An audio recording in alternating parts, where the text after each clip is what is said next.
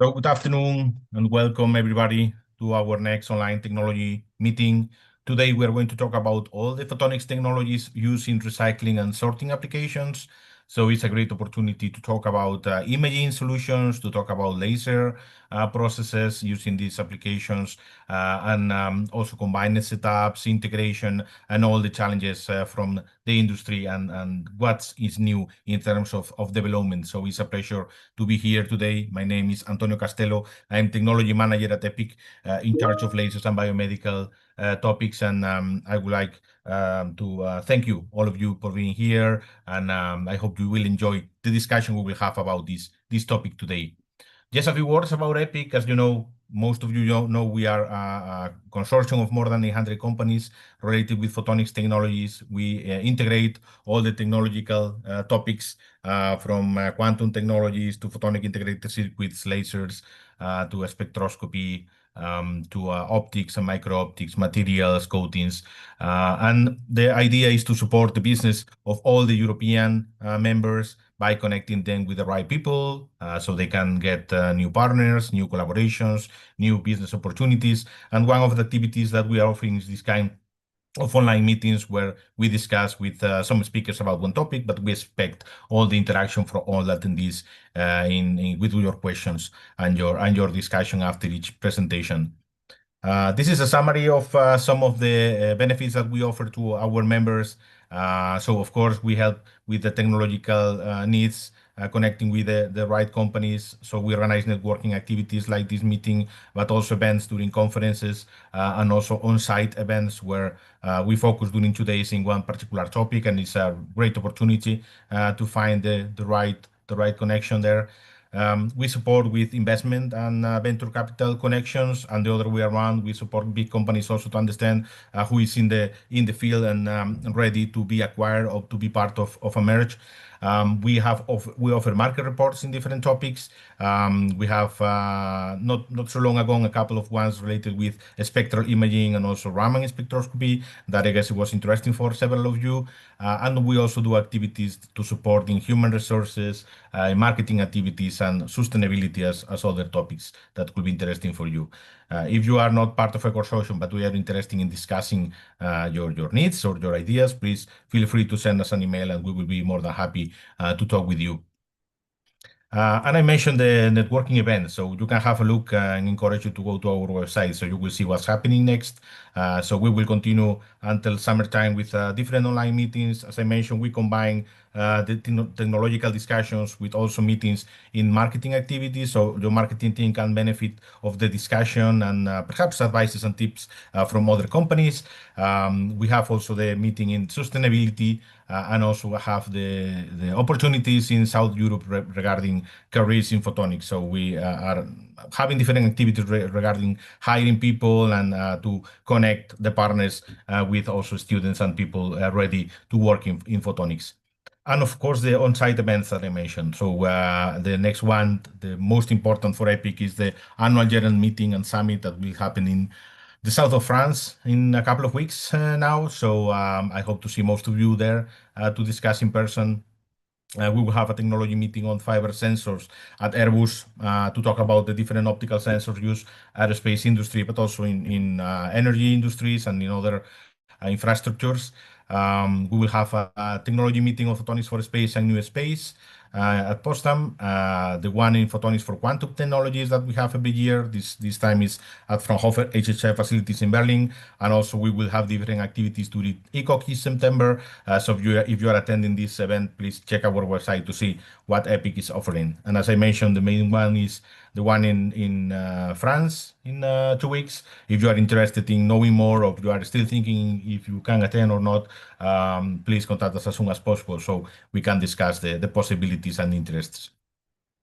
And we can go now with the topic of today. So as I mentioned, the idea is to cover most of the technologies that are used in recycling and sorting. So we will have presentations in hyperspectral technologies, also infrared imaging, and we will cover different laser topics also from the laser point of view, the LIBS topic, sorry, from the laser point of view. Also, so in integration of the different components and the spectral detection as well. So we will try to cover all the different topics that are interesting in this field. Here you have our typical slide with all the companies registered. I'm very happy to have a lot of integrators, end users, and manufacturers. So I see that it's an interesting topic for a lot of relevant companies in Europe and also worldwide. So I hope all of you will benefit from the presentations and discussions we will have today. And of course, this is impossible to happen without the support of our members, and in particular, the members that are sponsoring our events. And today we have two nice sponsors, Delta Optical Thin Films and Actor Advanced Coating. So thank you very much to both of them. I see Oliver that is here from Delta Optical Thin Films. So I want to give you the opportunity of sharing your slide to talk about Delta a little bit. So you can now share your screen. And thank you for the support in our meeting today. You're muted now, but we see the slides. Yeah, now you should be able to hear me again. Everything good? Thanks, Antonio, for giving me the opportunity to say a few words about Delta and what we can do for recycling and sorting applications. So you can read on the first slide, we make optical filters. We are a small company north of Copenhagen, and we focus 100% on the design and manufacture of optical thin components for our OEM customers. We have been around since the 70s, been at the forefront of filter development, and today are, among other things, the leading supplier of continuously variable filters. And I want to highlight just two examples of what we do for machine vision, for example, or for hyperspectral and multispectral imaging. So on the left-hand side, you see what we call continuously variable filters, or others call them linear variable filters. They are filters that change their properties continuously along one direction of the filter. They're very compact, robust, and allow the design of light-efficient hyperspectral or multispectral imaging sensors. So very simplified speaking, you put the filter in front of the imaging sensor and you get a hyperspectral camera with a very high signal to background ratio that's quite inexpensive and very compact compared to other dispersive based technologies. We can also make simultaneous snapshot and 3D measurements using advanced optics combined with the filter and the sensor. And on the right-hand side, you see examples of more traditional filters, homogeneous filters that have the same filter characteristic across the clear aperture. That can be edge filters, can be bandpass filters, notch filters that are used for imaging applications. Can also be, for example, as you see below, a multi-bandpass filter that can not only image one band, but several bands at the same time. And if you switch illumination, you get a hyperspectral or multispectral sensor again. We do that in the quite relevant range for sorting and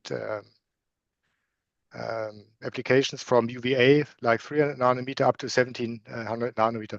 So if you have any needs for optical filters, let us know. Thanks. Thank you very much, Oliver. And thank you, as I mentioned, for the support to the meeting today.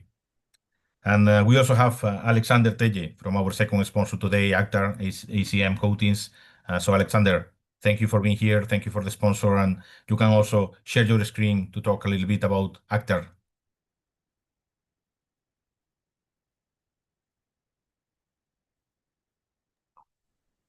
Yes. Hello and good afternoon, everyone. I am Alexander Teller. I am the CEO of ACM Coatings. We are the German and European subsidiary of Actar.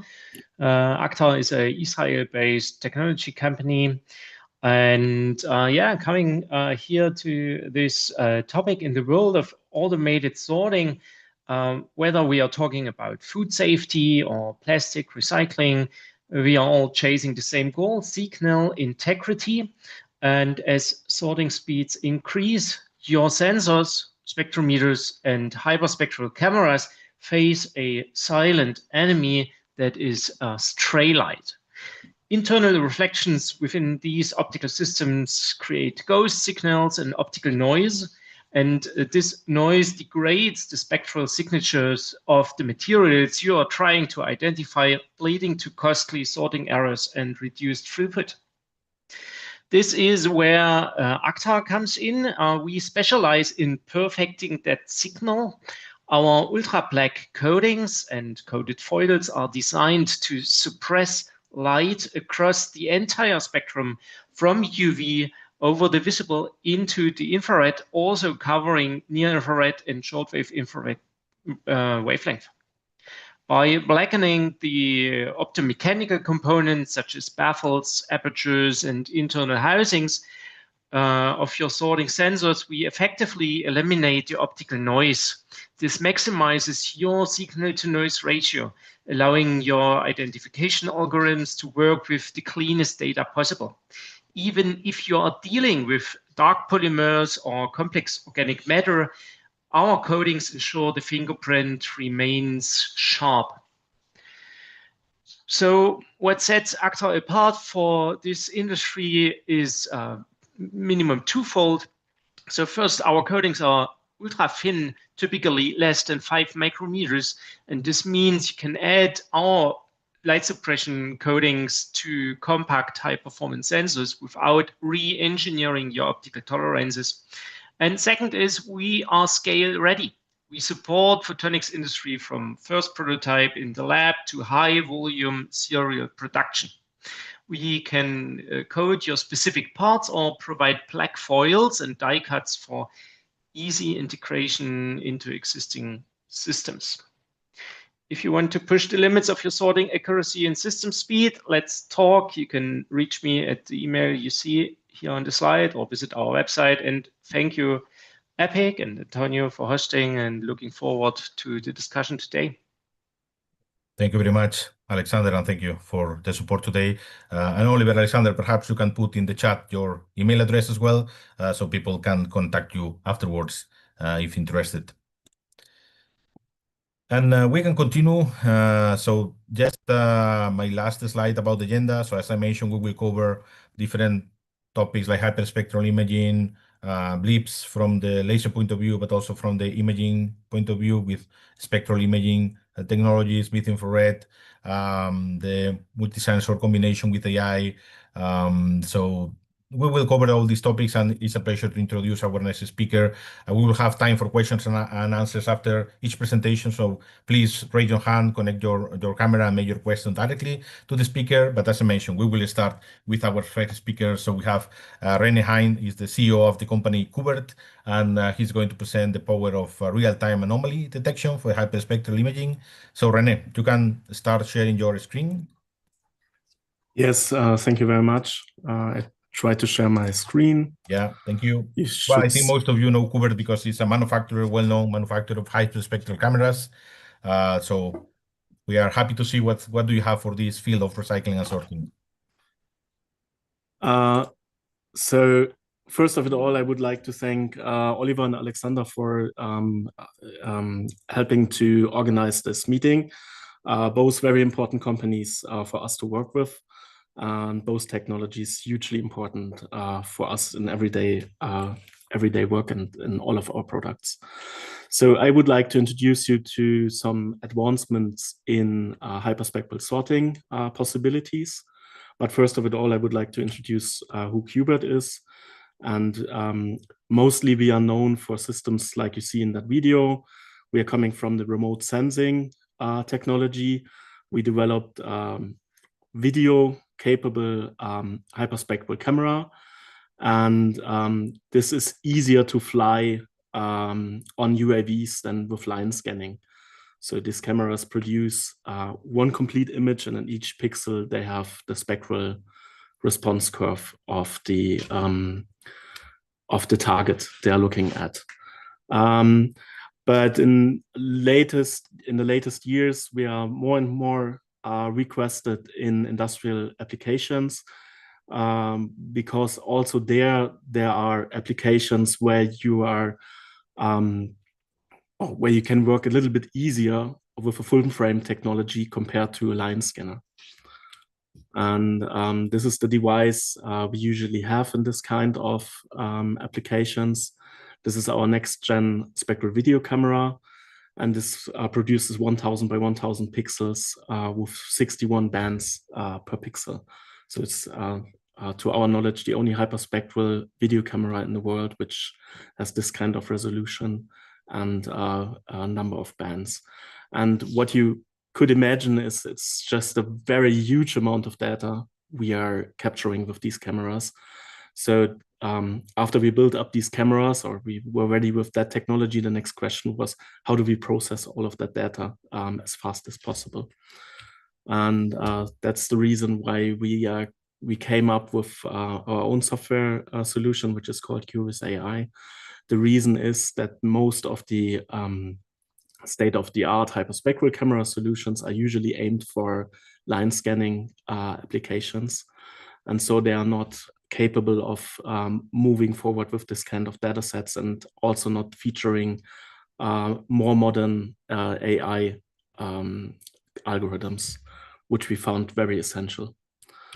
So QVIS AI in the end is an open source hyperspectral framework. We want to be transparent to our users, meaning even if we help you with your application, in the end, the application is yours. You get the source code and you can develop it yourself. Even if you don't buy our cameras, you might find this software useful.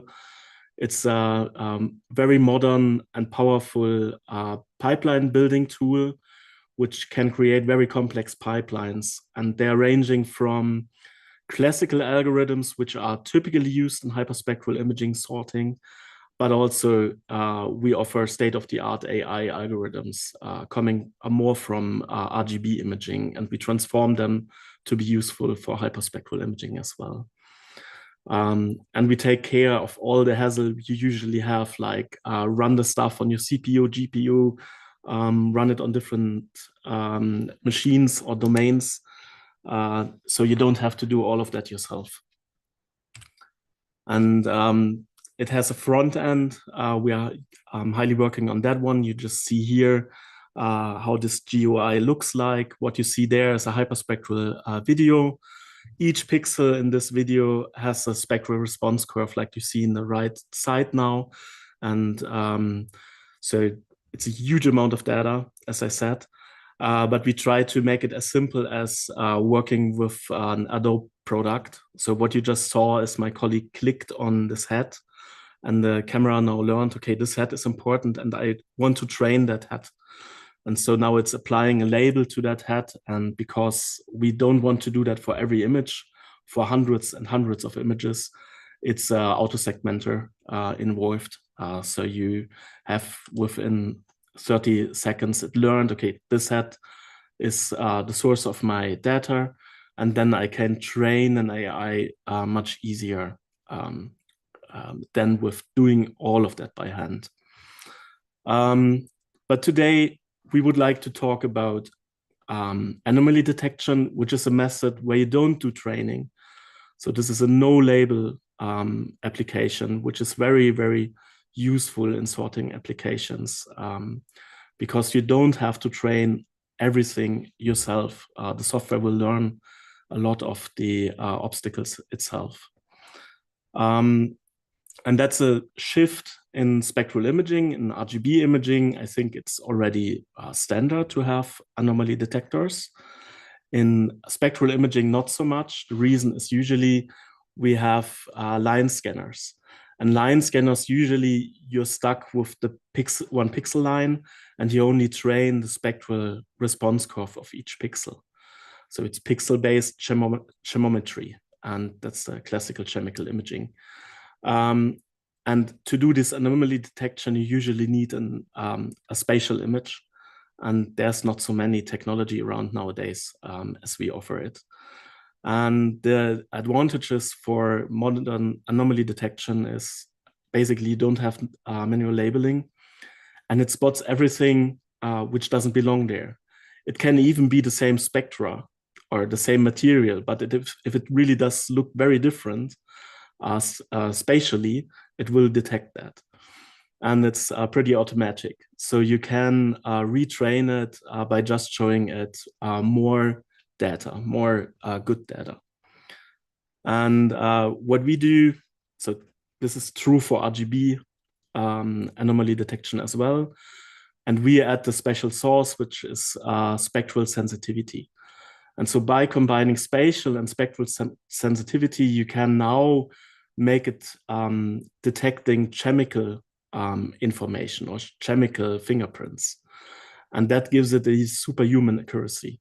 So meaning we now see stuff humans cannot see by their eyes and RGB cameras cannot see. So we are basically interested with to work with everybody who has RGB cameras right now in their sorting applications, and the sorting is not working properly or it's not good enough. With adding the spectral data, we can improve your sorting. This is one example from one of our customers. So this is anomaly detection, which we built for a dairy product. These are huge trays of 30 by 60 centimeters of freeze-dried dairy product. And we had to detect in very short amount of time objects with the size of below 0.5 millimeter. So it's quite some data, and we only had 500 milliseconds for capturing and decision, and then rejecting or accepting the tray. And we just trained it the good data, and it automatically understood what all the other data was. Basically, what was the main target here was water. So detecting water absorptions on the dairy product. So that's where we pinpoint our spectral sensitivity on. That's the reason why water is working very, very good. But it also detects other objects which were not traded at all, like PLA, PET, and some other plastics. Transparent plastic was not very good, so there we have to add a little bit more spectral information to get around that. But out of the box, we already got above 99.9% for a lot of the objects we were interested in. So just to conclude, I just want to give you two main messages. So first, there's an open source hyperspectral AI framework. Please get in contact with us if that's of any use to you. We're very much interested in partners joining us in improving the software and build better tools together. We offer a tool which makes it easy to deploy complex pipelines, including non-labeling anomaly detection. And with our cameras, you can combine spatial and spectral information in your sorting applications. Just a very short notice, sorry, I hope that's okay. We have a conference coming up, which is the SHE 2026, which is a hyperspectral conference aimed for industrial applications and biomedical and defense. It's in Graz, 20th May to 21st of May. We are very happy to have you there in person. Please think about if you want to join us there. You will find information about that on our website as well if you're interested. So thank you very much, and happy about any questions. Thank you very much, René, for the presentation. So as I mentioned, we have time for questions now, so you can raise your hand and make your question directly to René. Yeah, Pedro, please. Yeah, very impressive. I was just wondering about what spectral ranges to the cameras you mentioned cover, or you have different models, or? Thank you for that question. Yeah, we have different models, so it depends what is needed. The typical range we are working with right now is 350 to 1,700 nanometer. But depending on the application, we could also combine other sensors which go into further in the mid-wave infrared. But that's not the lineup we have. But we are happy to do it depending on demand. We have any other question for René? I will perhaps have one about the main challenge for you, because if you need to deal with, Pedro mentioned about the spectral range, but also different type of cameras, different type of images. So what's the main challenge for this framework in terms of taking all the data and giving a good result? Speed. Okay. Yeah, the main challenge is we're talking about huge amount of data sets. We are talking about big images, and we usually in sorting applications don't have a lot of time. We don't have a lot of jitter, which we can accept. So the main challenge we face, and we are capable of solving, is getting these kind of algorithms to a very high throughput. So, and is a specific computer needed to be sure that you have the right response when the event is happening? It depends on which algorithms you take. If you take the ordinary older sorting applications, you don't need a very, very high, a very, very complex computer. But if you're talking about modern AI algorithms, you definitely need a good graphics card as well. Yeah. Okay, very good. Yeah, we have another question from the Aston University. Hi, hello. Yeah, this is a question for the Cubert, and yeah, I'm working with hyperspectral camera that ranges from 900 to 1700 nanometers. So we basically have the spectral cube, right? Yes. So from the spectral cube, how do you choose the specific spectral band for processing your AI application? So yeah, there's a tool which runs through the data and then selects the most important bands. Because you're totally right. In the end, you cannot use all the bands with this kind of software. That will take too long. So yes, there's a tool included which selects the bands. Okay, it's depending on the wavelength, right? Like for instance, if we have the different kind of chemical constituents, like as you mentioned, water or some organic functional groups, so you need to specifically choose where it shows the dominant reflectance. Yes, that's as said, you have to show it some data what is your most important. How to say, what's the most important things you want to sort out, and then it chooses automatically the bands. But it also finds other, how to say, other objects, but they might work better if you choose different bands. So the unknowns can be improved when you find them very often in your sorting application. So we can predict without supervision kind of data. Like for instance, we don't need any other kind of laboratory data. Straight away, we can predict using this output from the spectral cube, right? The groups. Yeah, you can predict outliers without having to know them upfront. Okay, thank you. Thank you. You're welcome. We have another question from Robert, Fraunhofer IUF. Yeah, hi. I had a question considering the illumination during the sorting task. So I'm sure that you try to calibrate somehow the light source you will use for a sorting task, and if it's the sunlight, you are right broadband. But if you are in artificial lighting and LED or so, is it something you have special light sources or use just halogen lamps to have all the spectral bands to be observed? So yeah, that depends highly on the application. We usually try to stick to LED lighting indoors if possible for sorting applications because you don't have that high thermal issue. However, we don't use broad lighting there. So it's we pre-select specific bands which we find most important. Okay. But if you are unsure, halogen is still the way to go, I would say, if you need a broad yeah, especially if you're in this sphere range, right? Yes, exactly, in the sphere range. In the VIS you can use LED, but in the sphere range the how to say, LED bright broad wavelengths sources are typically not so efficient. Okay, thanks. Thanks for the question. Good. So thank you. Thank you to all the questions. And thank you very much, René, for being with us this afternoon. And you can contact him afterwards as well for further discussion if needed. Thanks for the opportunity. Thank you, René. And we can move now to our next speaker. So as I mentioned, we changed a little bit the topic. So we will cover now the LIBS, but from the laser point of view. So it's a pleasure to have here Maik Frede, the CEO of the company neoLASE.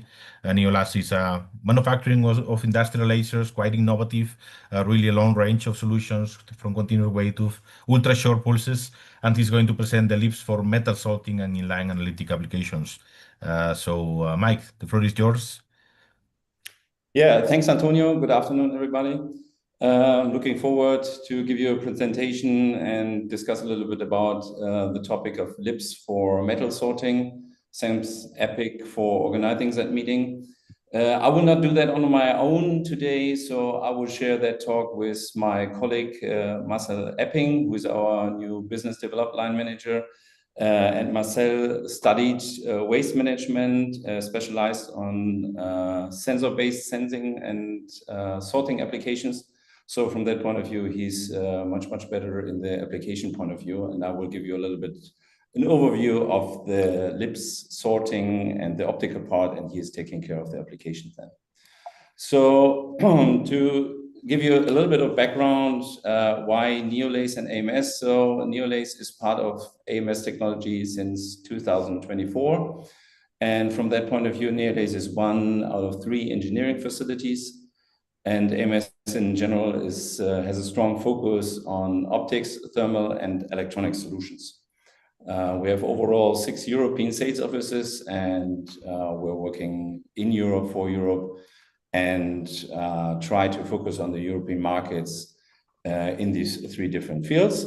And if we are looking into the competencies which we can cover in the group, so then we have, as I mentioned, 2 engineering facilities, 1 in Hanover, 1 in the UK, where we are focusing on laser, optical amplifiers, any kind of optical things.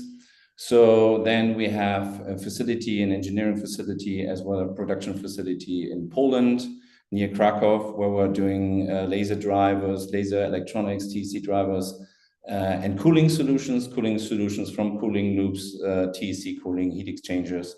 So we bring away, let's say, the heat which is generated by the lasers.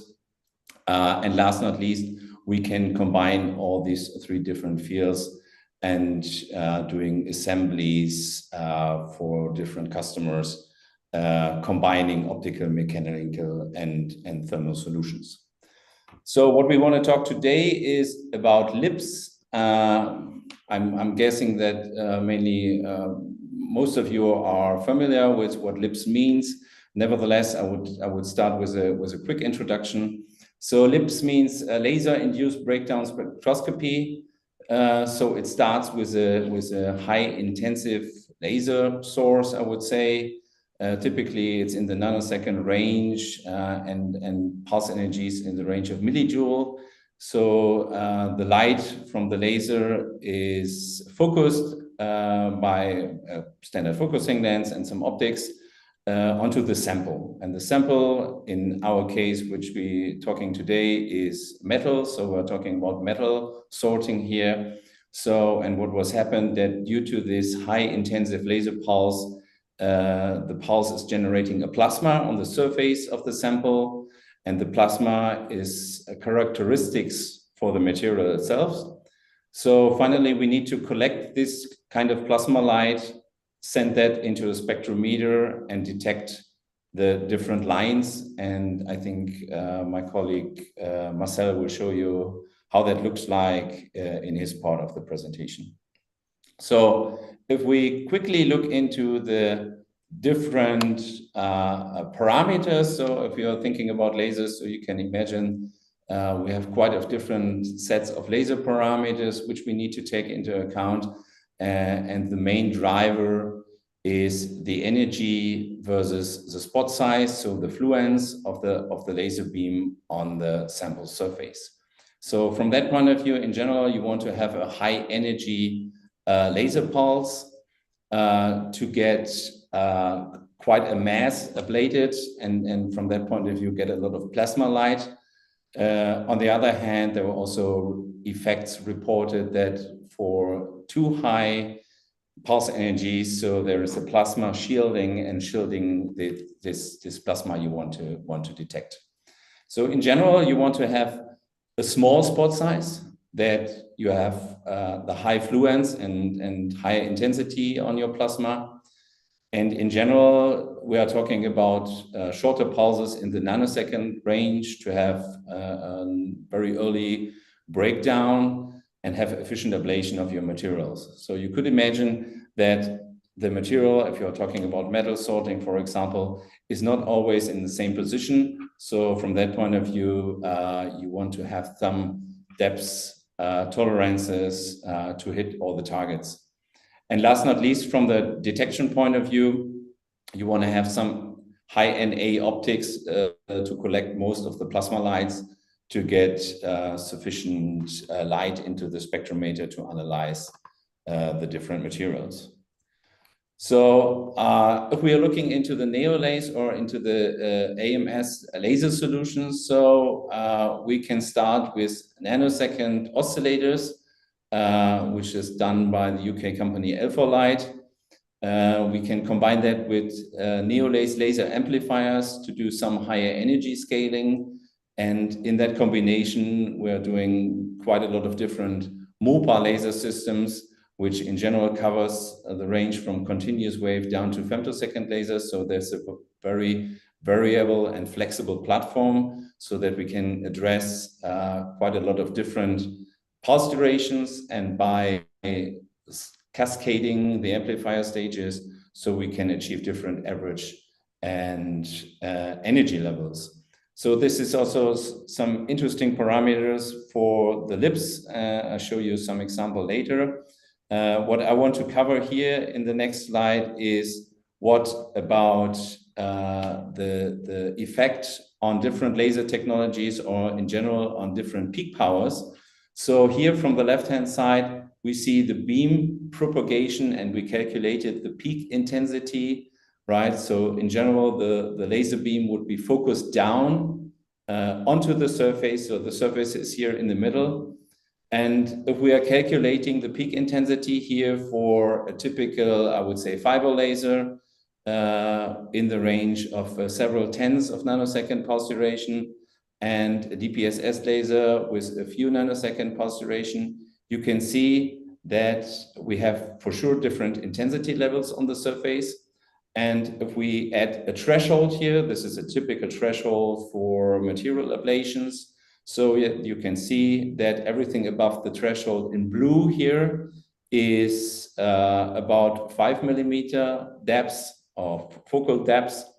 And if you look into the DPSS laser with a shorter pulse duration, so you have a higher peak power and therefore higher intensities on the surface. So you can achieve something like 20 millimeters focal depths. So that means that with higher peak power laser sources, so you can increase the positioning tolerances, which is quite an important fact for the application at the end and how to make a reliable sorting. And here is one of the typical examples of laser technology we developed for LIBS sorting applications. So in general, we start with a fiber laser, which gives us different pulse durations. So we can change the pulse durations from a few nanoseconds down to several 10 nanoseconds. And then we amplify that with 1 or 2 amplifier stages into the range of several tens of watts, or up to millijoule of energy output level. That always depends a little bit on the application of the distance from the target to the laser system and so on. And if you are going into multi-line laser approaches, so if you have a machine where you need more than one laser beam to cover higher throughput, so we go and take only one oscillator, split the beam from the oscillator, and amplify that in 2 or even 4 amplifier change chains and amplify then the different beams to the energy levels needed for the application.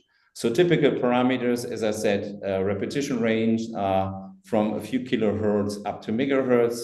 We have the option of doing flexible pulse widths here in the range of a few nanoseconds to several tenths of nanosecond, and typical energy and power levels are 1 millijoule of pulse energy and up to 50 watt of average power.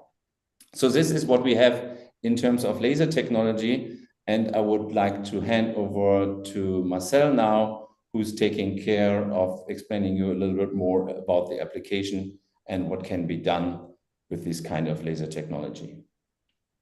Marcel, are you there? I'm here, and I hope you can hear me. So thanks for the introduction, Mike. And what we see here, so we run through the applications, respecting the time. So what we see here is a typical car shredding process. And at the end of the lines, you see the blue rectangles with the LIBS. And those are producing ready fractions or ready aluminum alloys, but also other non-ferrous heavy metals. Next slide, please, Mike. And there you see a typical machine. So the material is introduced to conveyor belts. Then the laser is measuring the metal object, generating the plasma. The light goes back into the spectrometer.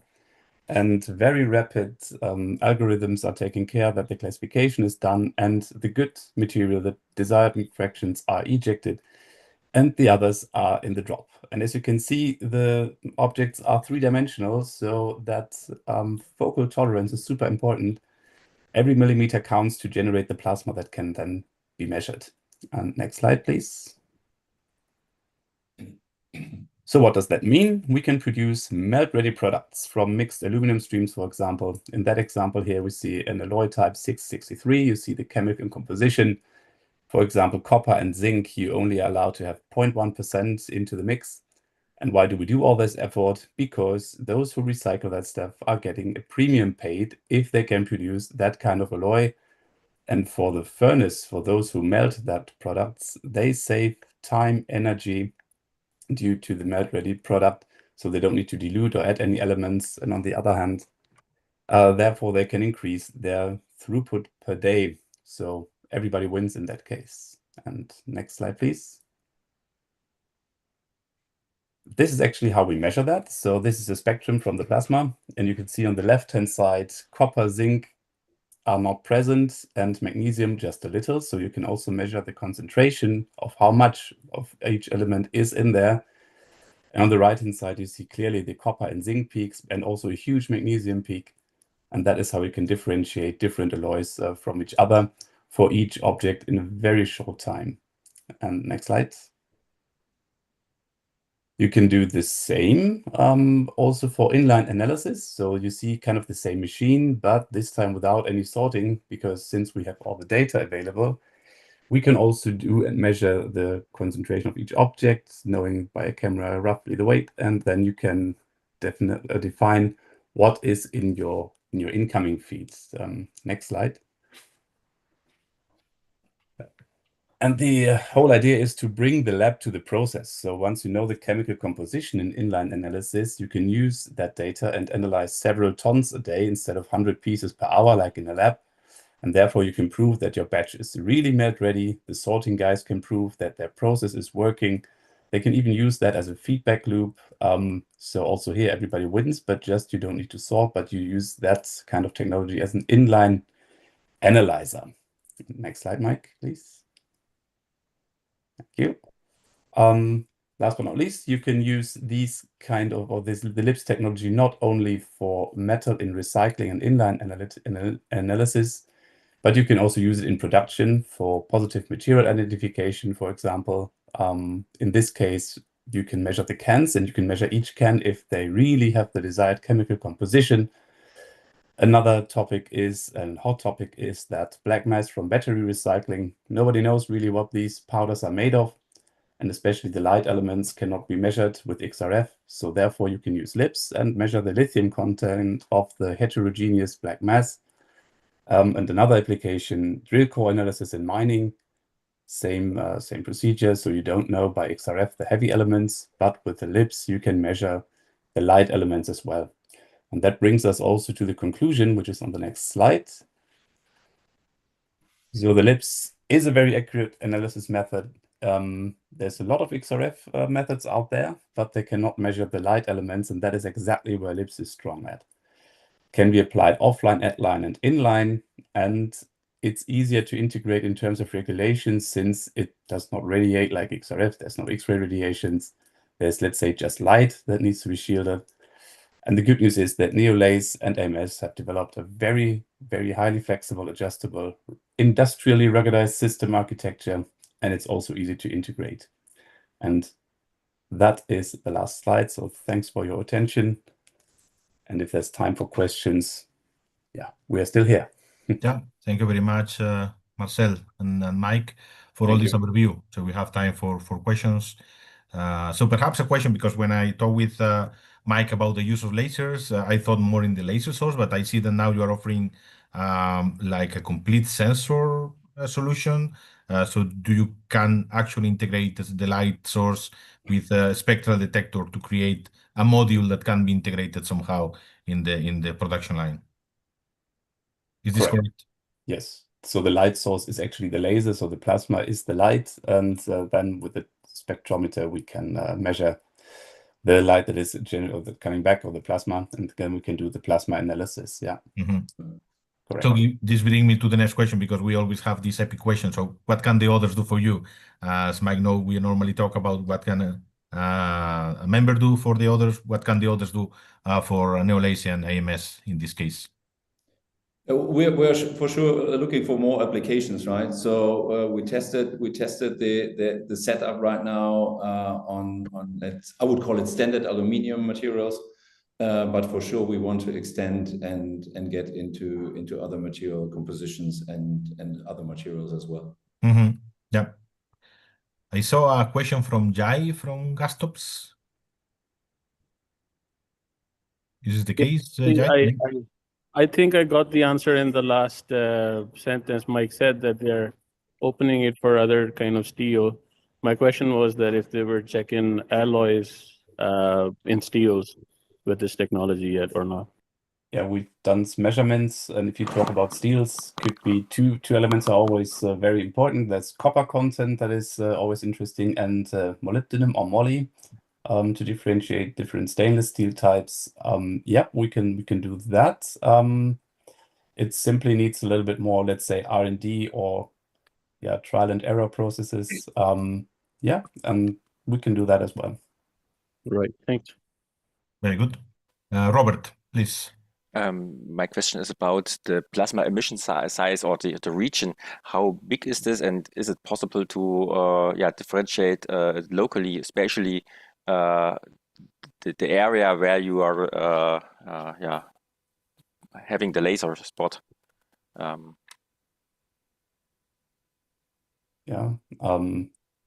Maybe Mike, you want to say something? I'm not 100% sure if I get the question correctly. So the size of the plasma, or you mean the spot? Yeah, you have the plasma emission, and I understand that you have a spectrometer which then makes some kind of optical plasma emission spectroscopy.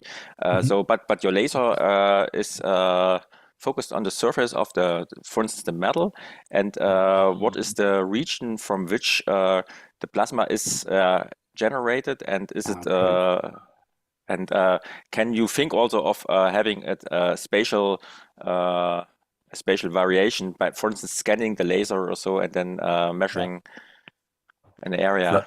Like a laser scanner, you mean? So, for example, and also the composition, very fast spinning with polygon mirror or something like that, you can move it in 2 dimensions, etc. Okay, yeah, Mike and I, we discussed about that, and Mike, I leave the answer to you. Yeah, for sure.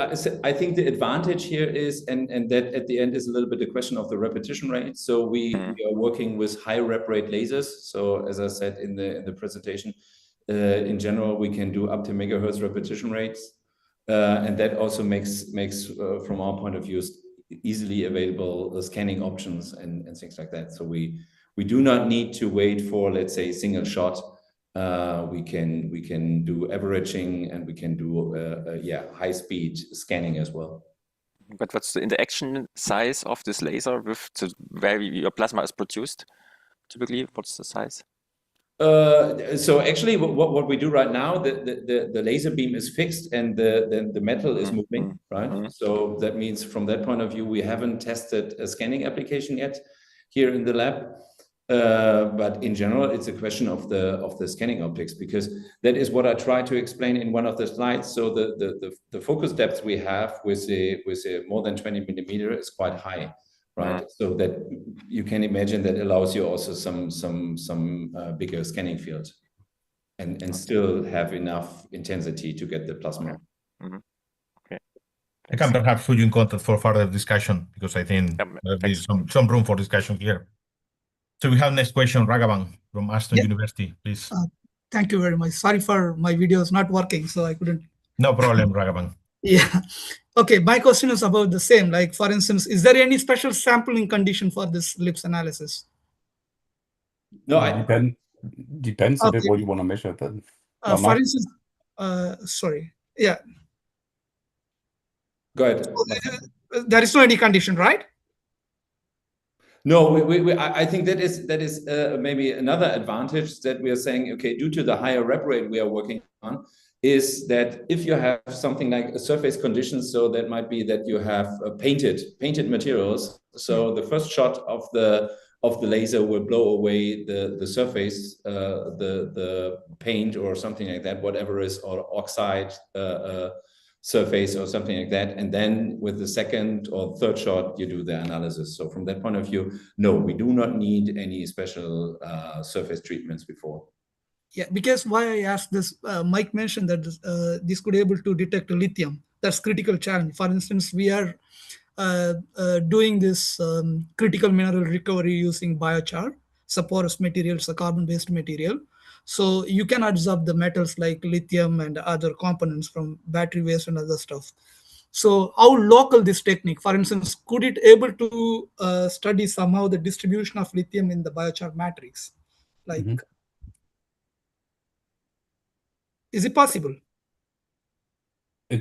So lithium you can measure in the visible range. Typically, there's the emission lines, and of course, then it's depending on the, let's say, the matrix where the lithium is in. So there's also lithium in aluminum, for example. Very rare, but in for airplanes or so it's used. So yes, you can, but then of course you need to do some tests with the actual material.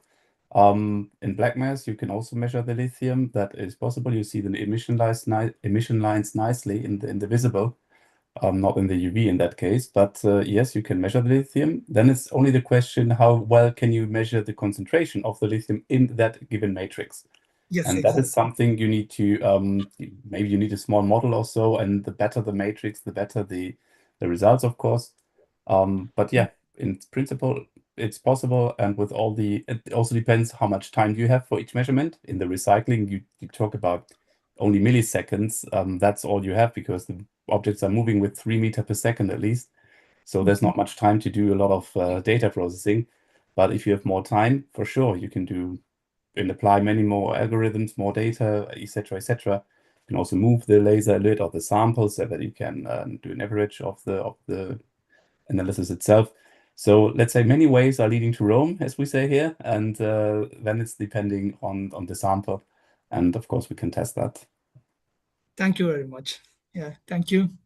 Thank you. And we have a final question from Marek from Hofer UK. Hi. I was just wondering, how do you calibrate your instrument and your spectra so that you can measure concentrations in this conveyor belt setup? Yeah, so the laser is measured just by the output. So we measure the output of the laser. That is all we need in that case. The spectrometer part, then of course we cannot tell all the secrets. But of course there is a normalization, because not every spectrum or not every measurement is identical in intensity. So we take out that out of the equilibrium. So we take the intensity out and normalize the data. And then when you normalize the data, you can measure, or let's say take the peaks, and in relevance to the other peaks, you can see and come back to the concentrations, but you need some kind of curves of growth, for example. And that needs to be calibrated at the very beginning. And after that, it does not need to be calibrated at all. Also, you need to consider we are not talking about parts per million or parts per billion in that case. If we have a 0.1% accuracy, that's already good enough for the recycling purposes. So it's not a lab device itself. So the single measurement is not as accurate as a lab device, but it measures like tons and not grams. And therefore, the overall measurement or the overall data is more accurate than if you take only a small sample. Hopefully that answers the question. Yep. Thank you. Cheers. Okay. Good. So thank you, Diana. Yeah, final question then. Yeah, Diana. Wondering how do you adjust the focus? Because as I understood in your slides, the samples have different heights, and that's a big problem for LIBS. True that. That is a big problem, but that is why Mike also said that we have that very high focal tolerance. And maybe Mike can say a few more words about that. Yeah, in general, so we can adapt. So depending on the application and the distance, let's say with the working distance we have for sure, then we can work with different focusing lenses. So adapt it always to the machine or to the integration. So from that point of view, we did most of the experiments here with something like 20 centimeter working distance, which is already good enough for most of the applications. But as I mentioned, due to the fact that we have quite a lot of peak intensity and quite a lot of peak power, so we can always play around with focus size and working distances. So we can adapt that in general to the need of the machine and the space which we have in the machine. Good. So thank you very much, Mike, Marcel, for the presentation and a nice discussion. Thank you to all the questions as well. And thank you for being here this afternoon. Thank you. Thank you. So we can move now to our next speaker. So we continue talking about metal sorting, and we have now a presentation by Albert Marquillas, his product development at the company PICVISA here in Spain, and he's going to present the multi-sensor and AI combination for metal sorting. So Albert, the floor is yours. Thanks, Antonio. What I will be presenting is the multi-sensor and AI combination for metal sorting. It's mainly focused on how we work in the metal sorting part, because for the ones who don't know PICVISA, we are mainly optical sorter manufacturers. And apart from the metal sector, we also work in 3 more application parts that are the glass, which is where we started. Also, then later we went to the plastic, and in the last years, we also focused in the textile sorting. So we manufacture machines for these 4 different applications. All the machines have their different algorithm and they work in different ways, but they share mainly the same technologies, the same sensor technologies, which are the following ones. Firstly, the most simple one is the visual RGB sensor, which is just classification based on color information from the images captured with color cameras. Also, we do AI image recognition, which is using the powerful deep learning to do recognition by shape and texture of the different images. So it's one step further of the visual RGB sensor, but we also combine the RGB and the AI, which we will see later. And then we have 2 more sensor technologies, which are the inductive detection, that it's the classification of the of the objects by the inductive sensor detection, which means that metal objects do some perturbations on the magnetic field of the sensor, and we can detect that. And also we use the infrared imaging, not that much not directly in the metal. We will see it later, what I'm referring. But we use infrared image with mainly in SWIR range, but also we do some applications in the middle wave range. Starting more with the machines that we use. First one, it's the MPS, which is the machine for the bigger size objects. This one, it goes from 3 centimeters up to, well, from 2 centimeters up to 30 centimeters. So it has big throughput and very big objects can go there. And it and the technologies that it contains, it's color, deep learning, hyperspectral, and inductive. It combines everything.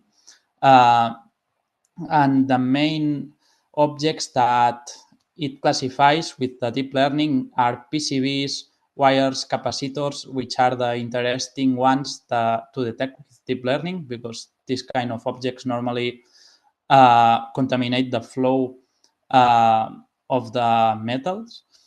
And then this machine, it's more a cleaning machine, sorting the valuable metal objects from the stream of WIS or ELVs. Then the fine machine, this is more for granulated wires or very small shredded metals and plastics, which is the SPS. This goes from 3 millimeters up to 20 millimeters.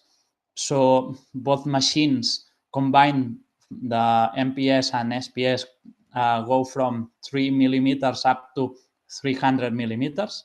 This one, the only difference between this and the other one is that this one doesn't have deep learning. This is more due to the small fraction that it's difficult to use deep learning in this kind of fraction, but we are working on it. And these mainly have color, hyperspectral, and inductive systems, infrared and inductive. And some main applications are to recover, for example, sorting aluminum versus copper, or removing the plastic from metal stream. It depends very much on the case we are working on. And then what we do, and more related to the smart sensor combination, starting with the color, we have images such as the one we can see at the left, that it's a color image from a camera. This one comes from the bigger machine, the MPS. And with this kind of camera, we do 2 kinds of sorting. First one, it's deep learning, which is the top one, that it identifies each class, such as the PCB, if it's a copper, if it's aluminum, but based on color and based on shape. Then we also run color algorithm that they go pixel by pixel, and then each pixel gets its color class definition. And we have this kind of classification. And then the next step is the algorithm combination. In this case, the example we can see in the left, it's an inductive example, but with the infrared imaging, it's almost the same what we do. And here what we have, it's a pixel by pixel classification with this kind of other sensor. And then we do a smart combination with the color outputs, which we have at the end 3 different outputs with different sensors. And then this, with our own algorithm, we create a superclass which has the information of all the sensors and guarantees us that this kind of end class is one of the most valuable ones, and then with the machine we can sort that and have a proper multi detection sorting, and then with the same machine we can do lots of different sortings. And then in the infrared and how we use the infrared in the metal sorting, because the using of infrared with metals is not normally done, but in the applications such as WIS or ELVs that are the normal waste, electronic waste management, it's about 50 to 25% plastic fraction. So we normally do 2 steps, which in one we don't use the infrared, which will be the inductive with this kind of smart sorting, where we first start to do the classification of the valuable materials such as copper, aluminum, brass. We get rid of the PCBs. We also get rid of the wires, and then we have different fractions, one metal fraction, each of the valuable metals sorted, and then also the contaminants go away, and then we also end with a plastic fraction, and this kind of plastic fraction is the one that goes to the infrared that we normally work with SWIR. But in the metal recycling world, mainly the most plastics in the WIS, it's about 50%, and in the end-of-life vehicles, it's about 80%. They are black plastics. So we have developed a machine that is capable to work with MWIR technology. We have integrated a sensor, an MWIR sensor, which helps us to work in this place. And then we can offer a complete sorting for WIS and ELVs, because also in PICVISA and with partnerships we have, we can do the all sorting solution apart from the sorting machines, also the spreading parts, screenings, and everything. So this is the main point of us, that we can do all the steps of the recycling line in the metal recycling of WIS and ELVs. And some main applications more related to metal world, we have, for example, the PCB sorting, where we get from one side aluminum and the other side PCBs. These are 2 outputs in the left one. In this case, we were blowing the PCBs and the aluminum was the remaining fraction. Then we have metal purification. So in this case, in the middle images, we can see by one side pure copper output, and then in the bottom image, it's the blown copper, which is copper contaminated with aluminum, that it has some coating or painted copper, which for the foundries, it's bad material. And then we have also the small fraction sorting, and here there is an input example which it has copper mixed with brass and aluminum, and then we got 3 fractions, which one is the copper, the clean copper, the brass, the clean brass, and then the rejection fraction that normally it gets aluminum and maybe other kinds of metals that can be mixed there, or also some plastics that will need a next step with the infrared cameras. And that's it from my side. And if there is any question, I will be glad to ask that. Thank you very much, Alberto. So we have time for questions again.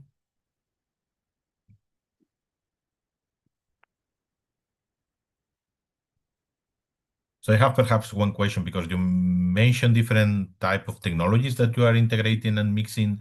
But do you have any challenge in any particular process that with the technologies existing nowadays you cannot solve, and ideas that what could be a potential solution? Yes, we are investigating in different fields because, for example, we are investigating LIBS technology, because with our technologies it's impossible to do alloy sorting, and also the X-ray sorting, for example, the heavy versus light metals. We are not doing that. Normally it's done with XRT systems. And we are exploring to do more, to add new sensors that may not be X-ray, and try to reach the same output as an X-ray system. But we know that this is difficult and it will take time. So for now, we are doing as much as we can with our machines, but it's difficult to reach this kind of the X-ray kind of systems. But the good point in comparison with X-ray is that our technology doesn't need the same requirements as X-ray in terms of difficulty to install, mostly here in Spain, that it's very difficult legally. So from our side, this is more or less what we are exploring. Well, what do you need from a partner that is offering a new technology?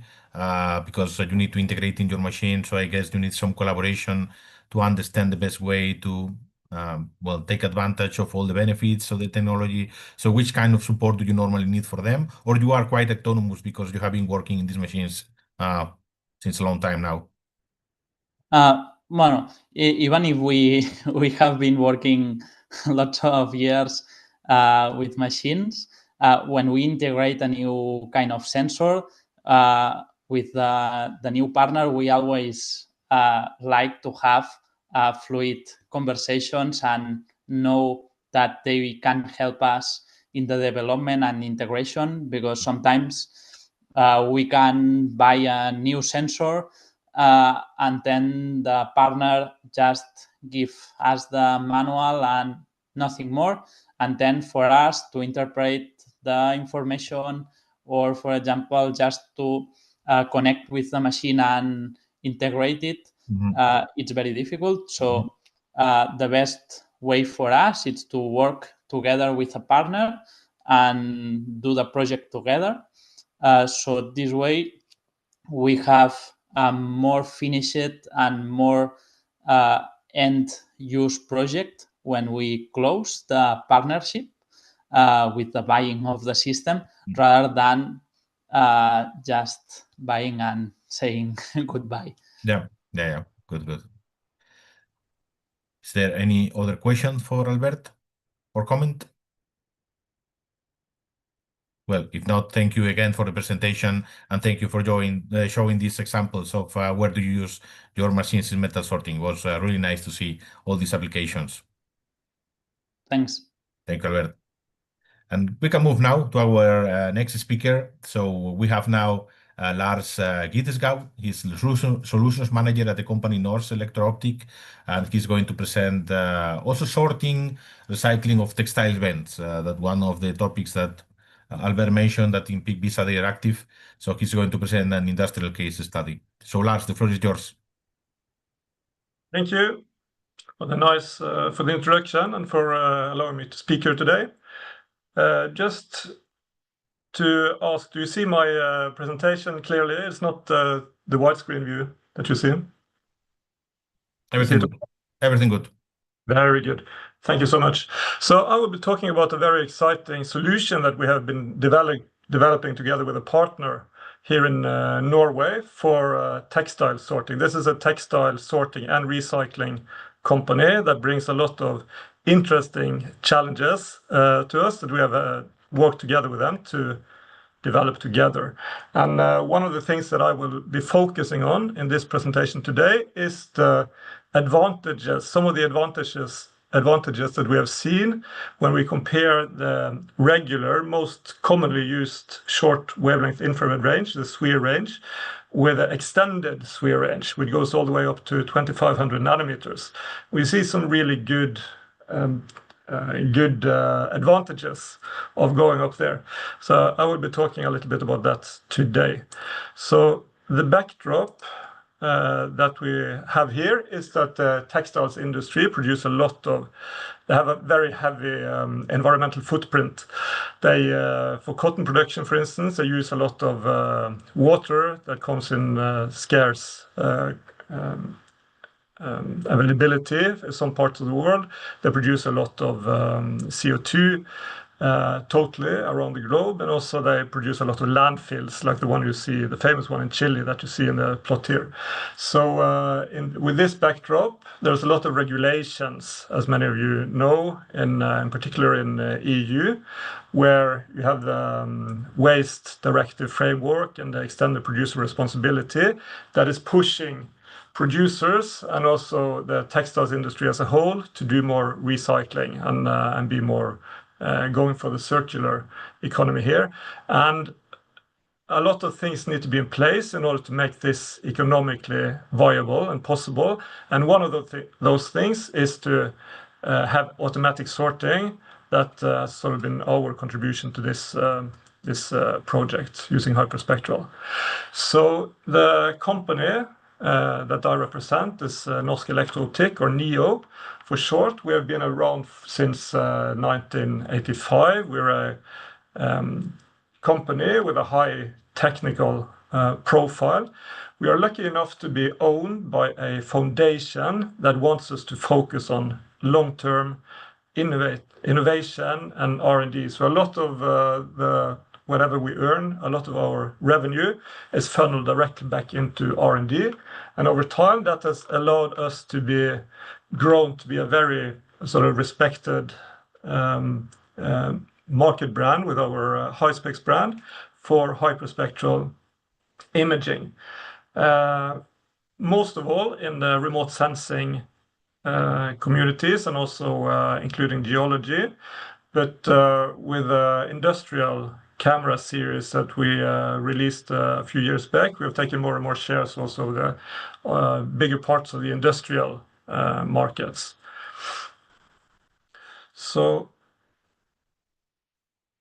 and this is what we call the Balder series, the green line of cameras that we use for industries, primarily visual and near infrared, or near for colors. And we also have the extended SWIR or SWIR for, in this case, fiber or fiber blend detections. So one thing that characterizes our cameras that we are very proud of and put a lot of effort into is to having a top quality camera. So these cameras are characterized by very low misregistrations. So spatially the keystone and spectrally the smile are very, very low. Also, these are not like in René's presentation of the Cubert. They have the snapshot technology. I think we will make a sort of a stand for push broom. We have a lot of good experiences with push broom architecture for moving targets and conveyor belts. When we have this sort of one added benefit of having very low misregistrations with our optical systems is that we can afford very sharp optics. There is some discussions going on LinkedIn and various places here that whether you should have a blurry or sharp system. That there are actually quite a lot of benefits of having a blurry system when you do industrial applications like this. But we are since we are in a luxury of having very few misregistrations, we can afford a very sharp system that allows us to find the very smallest objects as well. So these cameras are designed for high-speed applications. They let in much more light than our other camera series. And you can also do very flexible band selection to reduce the readout speed if you want to do faster and faster readings. One thing that is also very important when we're talking industry is that these cameras are Nyquist cameras spectrally, and that is a technical term for saying that we can control the spectral vector and the central wavelengths very, very precisely. And that means that also that we can take a model that is built with one camera and move it to a different site or line and be with a different camera and make sure that the spectral wavelengths are exactly the same as the original camera. So that's a very big advantage when it comes to scaling up and scaling out. And, apologies for a lot of text on this slide, but I will not read through all of it because we don't have that much time, but I believe that this PDF will be shared afterwards, so you can go back and look it up, of course. For the time being, I would like to direct your attention to the illustration on the right. We have three different cameras. We have the V-near camera that covers the visual range as well as the third overtone near infrared range. So that's what we call the V-near to the left. And then we have in the middle there, we have the sphere camera, which is the, so to speak, compared to the extended sphere, this is a reduced range sphere. It goes from approximately 1000 to 1700 nanometers. And this is a very good camera for many applications, have no doubt about it. But compared to the extended sphere on the right, that contains not only the second overtone band like sphere, but also the first overtone NIR band and the combination bands. And that allows for a much higher information richness compared to the others. So what we see in the textile sorting and other industrial applications where the sphere cameras are being used is that they for the most of it, they include sphere, the reduced sphere range camera, for a large part because they're cheaper than the extended sphere. But what I will make a case for in this presentation is that you should always compare with an extended sphere camera, the one to the right, because that will may provide for a little bit higher cost to provide a lot more return on investment because you can be able to see more things, basically.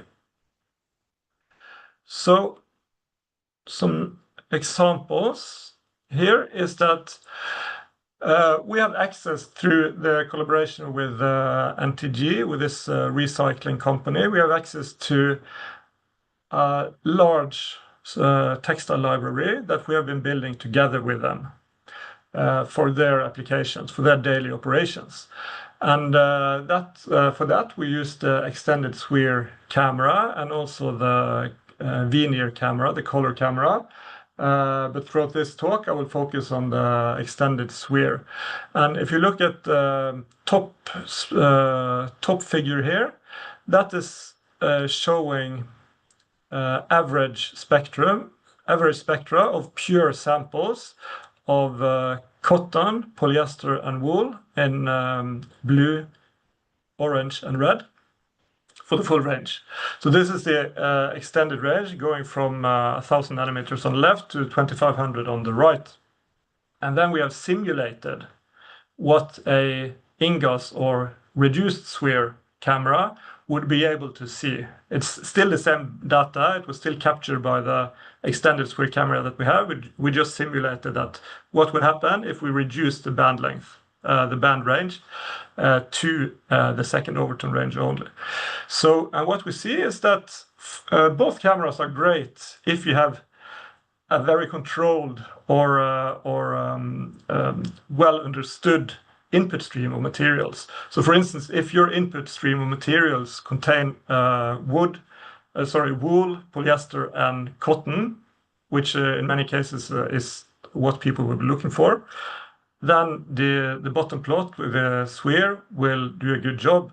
But then if you start including more difficult fibers like elastan in the brown line here, then it may start to struggle. You see that the elastan spectrum is very flat in the sphere region, and you don't start seeing feature until you get to the higher the combination bands, closer to 2500 nanometers. And another case is that if you look at, sorry, I think I jumped. If you look at applications with a very mixed or complex blend of input materials, then there is a range of, for instance, cellulose-based fibers that are very similar. One example is cotton in blue and viscose in purple. If you look at the reduced sphere at the bottom, there's very little to distinguish those two spectra, right? Except perhaps in the 1500 nanometer region. But remember also that these are pure spectra. If you have a garment that contains 50% cotton and 50% viscose, due to spectral mixing, the spectrum will fall right in the middle of those two, and it will be very difficult to quantify. If you go to the extended sphere region on top plot, you will see much more. And the same argument can be made for many other different combinations, like some of these synthetic or semi-synthetic fibers. Very difficult to distinguish between them if the complexity gets very high. So we try to quantify some of this, what this means. And so we did a study, simulation based on this library, the textile library that is owned by NTG. And we did get confirmation for many of these assumptions that we had. And the library is quite complex. It contains 14 fiber types. And the most important fibers here are cotton, polyester, and wool, which are represented in quite large numbers, and also some viscose, elastan, etc. And what we are doing, and what NTG is also doing in their operations, is that they are defining their most useful sorting classes. And they are primarily, for this simulation study, those were cotton, polycotton, polyester, wool, and viscose. And what we found was that using the full extended sphere range, we saw that the fiber percentages in the sorted containers were well within limits for all these sorting classes, even though the input stream of materials was extremely complex with a lot of different variations in compositions and fiber blends.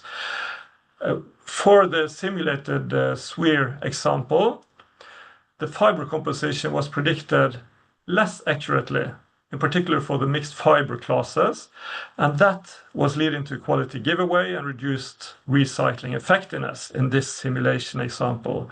Another thing we saw was that the sensitivity decreased by 5% for cotton and wool, and by 80% for viscose, resulting in lower production volumes and increased waste.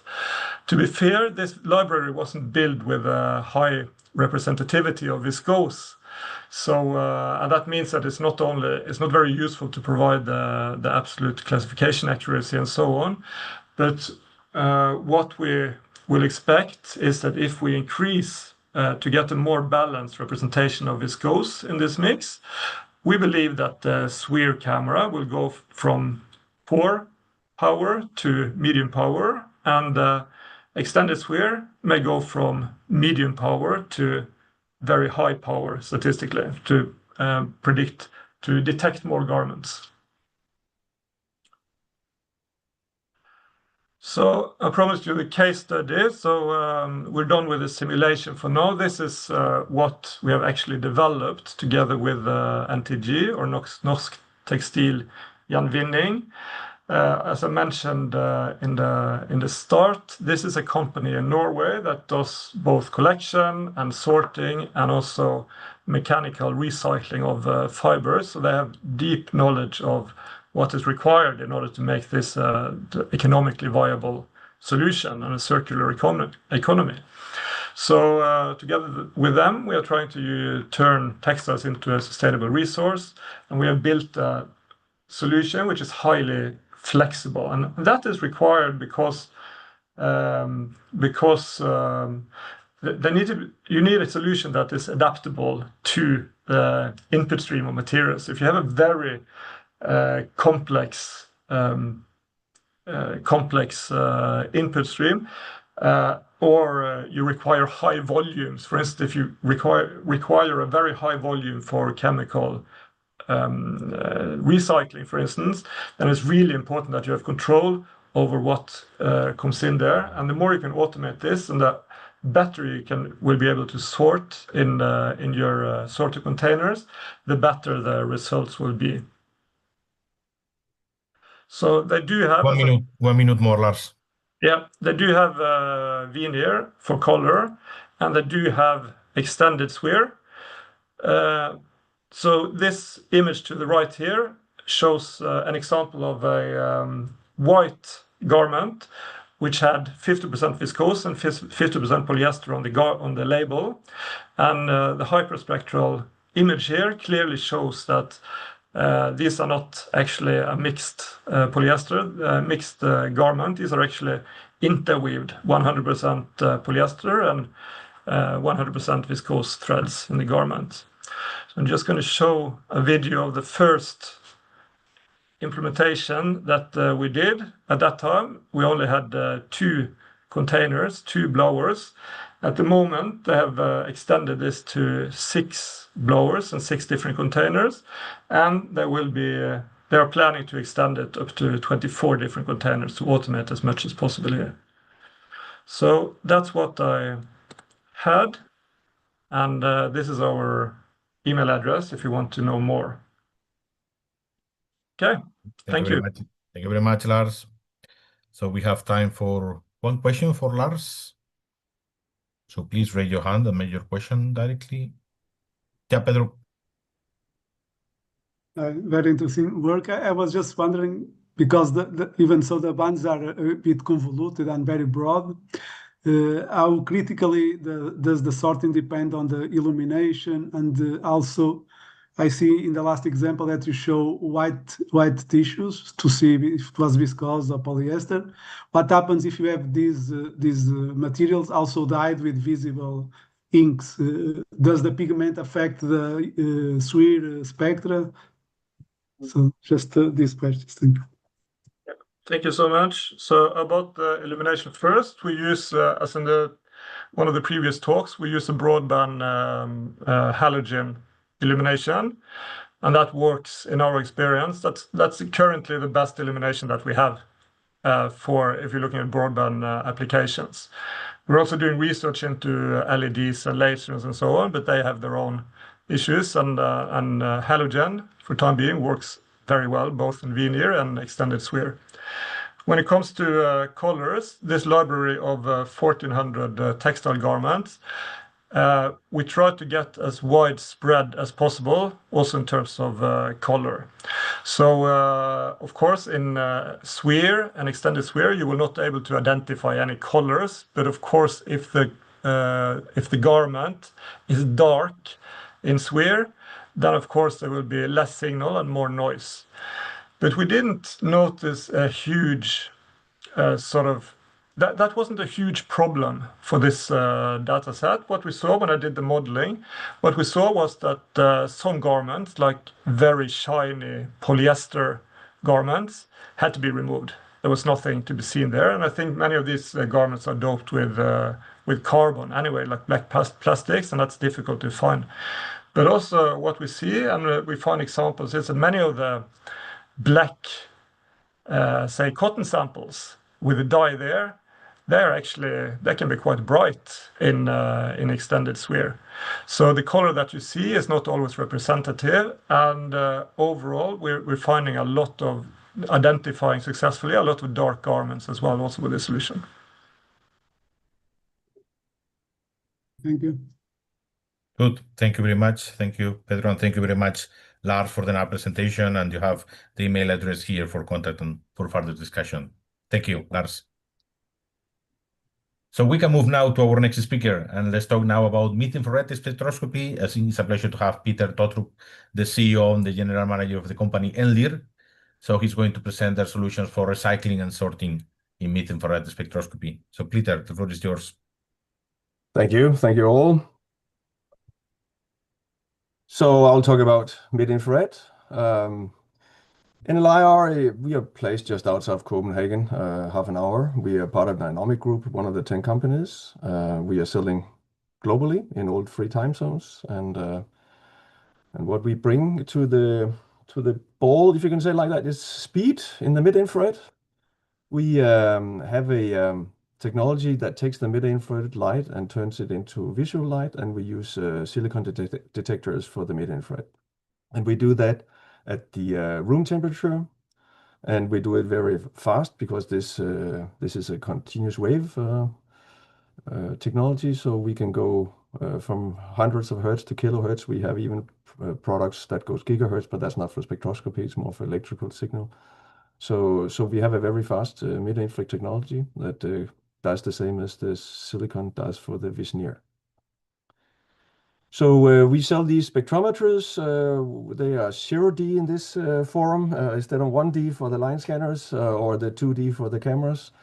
So we are using this for various applications, for very fast applications, for inspection coding of coils when they move by, and in inline doing deposition of coatings. And of course here today we talk about some sorting of plastics. So one of the techniques, of course, used for these things that we talk about today is the reflection spectroscopy. And here's some spectra, and very nice spectra from these 4 different plastics, black plastics. And it, of course, also be used for textiles and stuff, as we just heard from Norway. And yeah, I'm speed talking here a bit because we're a little behind time. So we have a partner in the US, a customer who's doing a lot of what's it called, research on this, on plastic, and with a lot of deep learning algorithms, and they just came up with a new paper here. And here you can see some of their setups with our light source in a sampler here, and the spectrometer is here behind somewhere. And then we also have a customer in Germany, Optikk. We just have gotten some slides for them to give a case study. So they have a new approach to this. I'll just talk about first. I mean, the big thing is that a lot of these plastics are not really sorted. I mean, only a quarter of all plastics try to be sorted, and only half of that is actually reused. So there's a lot of potential out there to do that, like we have with copper, like almost 100% with copper. So there's a lot of things to do with plastic still. They have a new approach to this, the sort for circle. They are singulating, meaning they take one item at a time. Instead of on the conveyor belt with a line scanner or a camera, you take one item at a time.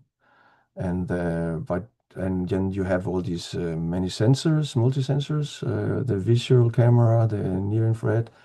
Here again, we are residing with a mid-infrared and then the LIBS. So that's what they do, very fast. And you can see here a video. I hope you can see the video where you take the samples, the items, the objects, you synchronize them, you speed it up, you go into the many sensors. And then in the end here, you get into, let me find where we get to these samples. There you can see the sorting has happened, and you get into the different, this is the color sorting, and what we have just recently done with them, what they recently have done with our product is doing it also for black plastic, and you can see they have some very high, very nicely and high percentages on the pure fractions. So this is in the works, and this is the latest result from these guys using our products. And they have a compelling, unique selling points. They have a holistic, they solve most of the issues seen in these sorting dimensions. And so we are very pleased by the cooperation we have with these people. So it's actually our product is used when it's the best as a point detector, a point spectrometer. So I did a fast talk here. So any questions to this? Thank you very much, Peter. So again, we have time for questions or comments. Yeah, Pedro. Yeah, so Peter, very nice technology. I should tell you that we just bought one of your spectrometers. It's not coming, is coming yet. So I make a similar question. I make me for what is, so will you need a very intense light source, or can we work with dimmer light sources to detect the just understanding the sensitivity? So you see it's fast, so if it is fast, you will need good optical signals. Just wondering about the best illumination solution for this, exploring this tool. So far it's thermal light sources with a lot of power. And the next step when people want to do that, they are going to using supercontinuum light sources, a little higher priced.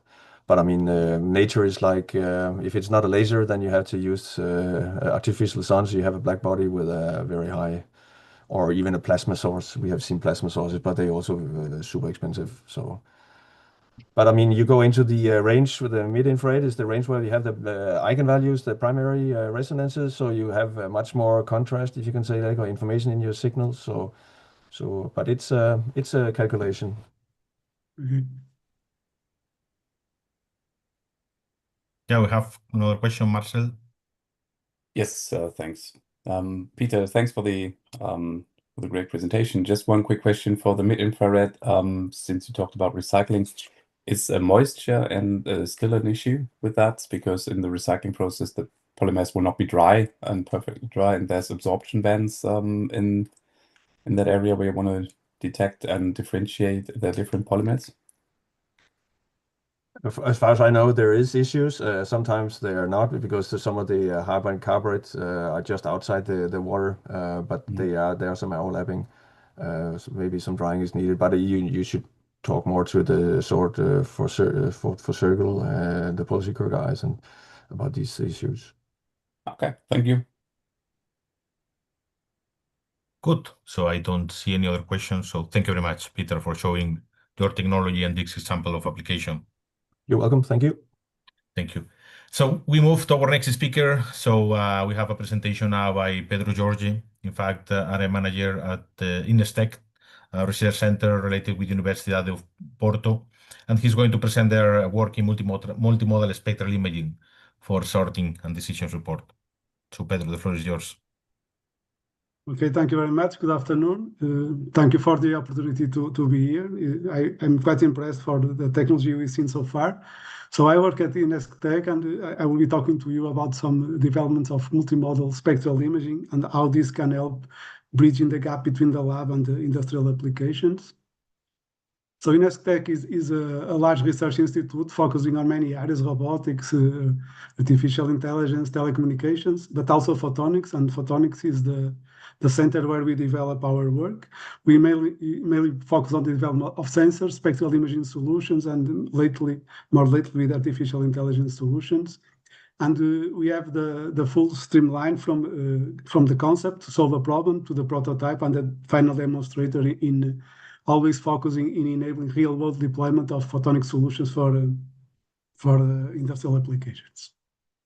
So our capabilities, as I mentioned, cover the full pipeline of development. So from the creating new sensors or using sensors combined with artificial intelligence and analytical algorithms, to develop the prototypes to demonstrate the developed principles and focusing on industrial applications. In this, on the right, you can see an example where we did some exploratory work in the glass sorting industry, where a specific problem of sorting refractory glasses was solved by a combination of techniques.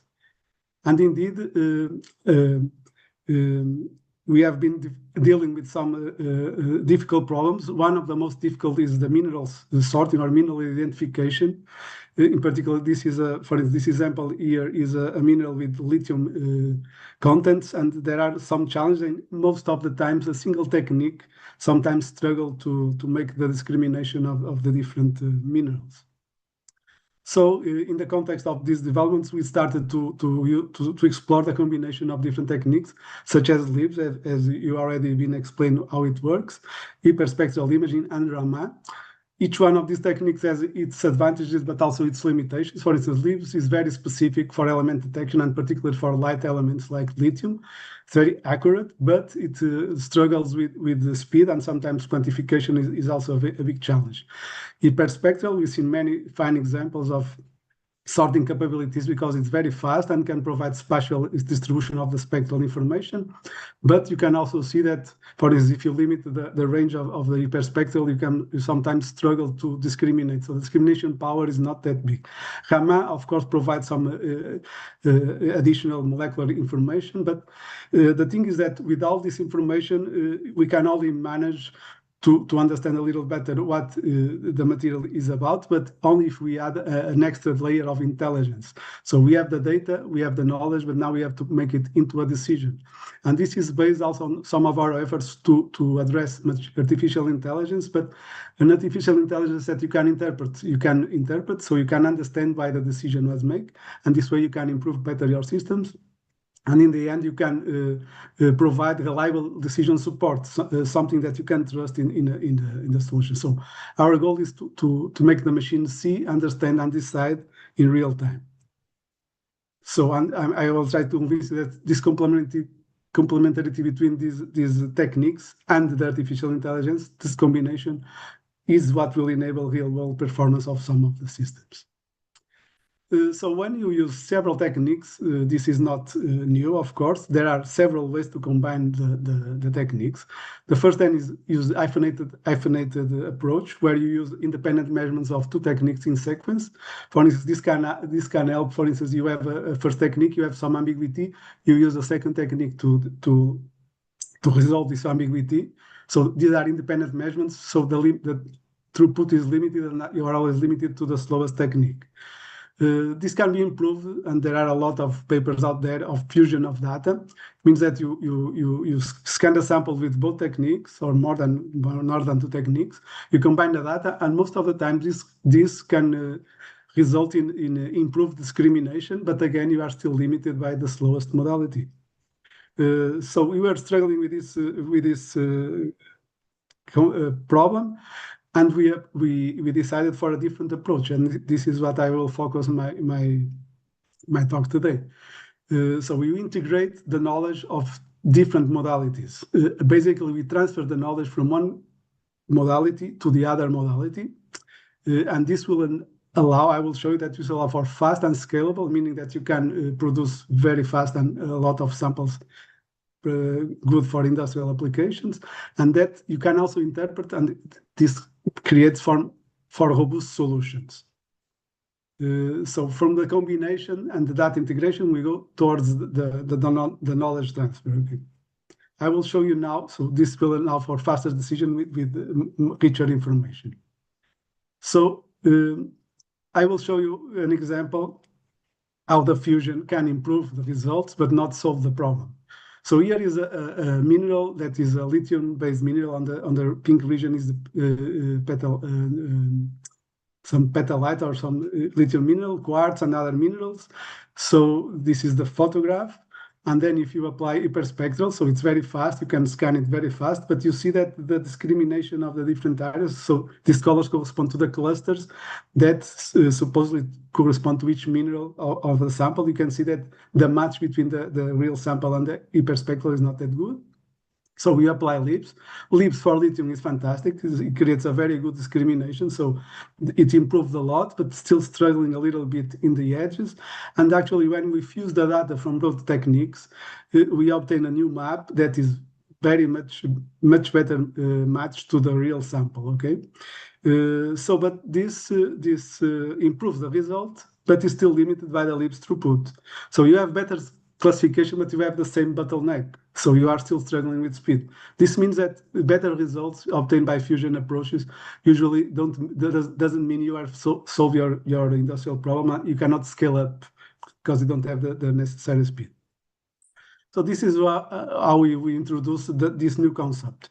So we use one technique, a richer modality, a modality that can discriminate the problem much better. For instance, let's say LIBS, to generate automatic labels for the specific sample. And then we use this data to train a faster modality, like for instance, hyperspectral. I will show you in a minute how this works. So this means that with the first technique, you can generate labels automatically. And this creates escalation because you don't need any more manual annotation. So you have a technique that is producing labels that will later be used for the training of the second technique. I will show you now the most technical slide just for you to understand a little bit the pipeline of this processing. So here on the left, you have let's say the teacher technique, the technique that for this particular problem can provide better discrimination. You map the data, make an image of the spectral image of the data, and using unsupervised models, you produce classification, and these are called automatic labels because it's doing it on its own. Of course, you can have an expert just validating primarily if the clusters make sense, and if they do, then the system generates automatic labels with many samples. Then you have the same sample scanned, for instance, by hyperspectral, which, as you've seen, has much power discrimination capability. But what happens is when you train the data of the hyperspectral, of the student technique, with the data of the automatic labels of the teacher technique, you get a second classification that is much better than the first one, and I will show you precisely that. So I will show you the example of hyperspectral training with LIBS. So it's the same sample as you've seen before. So as you've seen, LIBS has a very good capability of discriminating the lepidolite. This is the name I was looking for before, albite and the quartz and mica. So you can see that the match is very good, but the problem is that LIBS can be relatively slower compared to hyperspectral. And of course, if we do it with hyperspectral, it's much faster, but then again, you lose again the discrimination. But now, we apply the pipeline that I described in the previous slide. So we transfer the knowledge from this technique. We use these clusters to train the data from the hyperspectral. And suddenly you have a fantastic, much better discrimination using hyperspectral. But the good thing here is that, so you have hyperspectral with LIBS level accuracy, but that works 100 times higher. And now, if you have a proper training, the deployment, the practical deployment in your pipeline on your sorting system can be only with hyperspectral machine. So you transfer the training part and the knowledge part offline, and then we implement a fit for purpose solution online with just the fast technique that is now smarter. But this is not just about speed. One of the most critical things in artificial intelligence is the black box problem that most of the times you don't know what is happening. And the thing is that with this process I just described, we can exactly see why the system is learning, why the second technique is becoming smarter. You can go to the results and you can see this. For this, I show you another example of mineral, because it's a very challenging problem. It is the one we have been working with more emphasis. So this case you have petalite and spodumene, which in this case lithium is not LIBS is not the good solution because it bases its discrimination on the content of lithium, and both these minerals have the same exact elemental composition. They just have different stoichiometry. This means that when you do a LIBS image of the two different minerals, you cannot discriminate. On the other hand, if you use Raman, The discrimination is much better because it's the chemical structure is different, so you can discriminate very well. So in this case, we use Raman as the teacher, LIBS as the student, and after we apply the pipeline we just described, LIBS suddenly becomes a much better discriminator of petalite and spodumene. This is what is most significant here is that we can then look to the features that the model has selected, and we can go and see that, for instance, in this particular case, we could see that which spectral lines was the system using as features for the discrimination. And we found out that it was looking at iron. Iron is not part of the composition of these minerals, but we then validated with the geologists and they say, okay, yes, it makes sense because in this particular mine, the spodumene is more contaminated with iron than the petalite. So in this example, we see that you can interpret what your model is doing, and then you can match it with a physical reality. And then this, of course, can be used to improve much better the performance of your system. For instance, you could focus on the detection of iron lines after this, and you don't need the Raman anymore. So this, I hope with these two examples, these are just two examples because, of course, this pipeline and this process can be applied to any combination of 2 or 3 techniques, and you can transfer knowledge between them. Not all the solutions are working perfectly, but each problem will have for sure a specific combination where you can take advantage of this approach. So the key takeaways are that single modalities sometimes have limited performance when the problem at hand is very complex. Fusion can improve results, but doesn't solve the bottlenecks of the system, so it doesn't escalate for proper industrial solutions. And I hope I can convince you that knowledge transfer can enable a scalable real-world deployment because it allows for faster operation with less equipment and with interpretability, which gives the necessary robustness for industrial applications. So we have been exploring these principles in fit-for-purpose industrial solutions. So we have the capability to develop hardware and software solutions from concept to fully integrated systems up to TRL4, which is demonstrated in industrial facilities. We use this fit-for-purpose design with multimodal intelligence for deployable applications, meaning that, for instance, if you give us an analytical problem, we will characterize it with different spectral techniques. We will then analyze and merge and transfer knowledge between techniques, and we will decide which for each analytical problem, which is the best fit-for-purpose solution to solve the industrial problem. We have been exploring this in many applications, mostly mining, but also glass sorting, wood sorting, and now also for plastics. In addition to this hardware pipeline, we have been dedicating a lot of effort also in the development of user-centric interfaces, including using, for instance, enhanced reality or augmented reality, where, for instance, in this example, you can see the superposition of the LIBS maps into the representation of your sample, or you can also touch a point in your sample and you can see which elements are there. So we are basically using end-to-end spectral solution for real-world environments.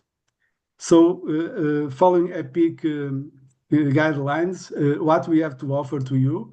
So I hope I can convince you that if you are a manufacturer of spectral equipment, we can help you make your equipment smarter and add capabilities of discrimination without messing with the hardware. So we just combine it with a different technique and we transfer knowledge and we can improve the performance. If you are a sorter or someone who needs a sorting capability, we can improve the performance of your system by applying these thinking about what I've seen today between the technology providers and also the PICVISA developers of sorting systems. We would be, for instance, probably a very good partners to be between the technology providers and the solution developers to understand, to extract the best of each equipment or the combination of equipment. What we seek access to real-world applications to work with solution developers, but also with technology developers, so we can do co-development and help improve our products and also transfer technology. So I hope I convince you that this approach can improve a lot the capability of bringing spectral solutions from the lab to the real-world applications, and I will be available for further contact. Thank you. Thank you very much, Pedro. So we have time for questions.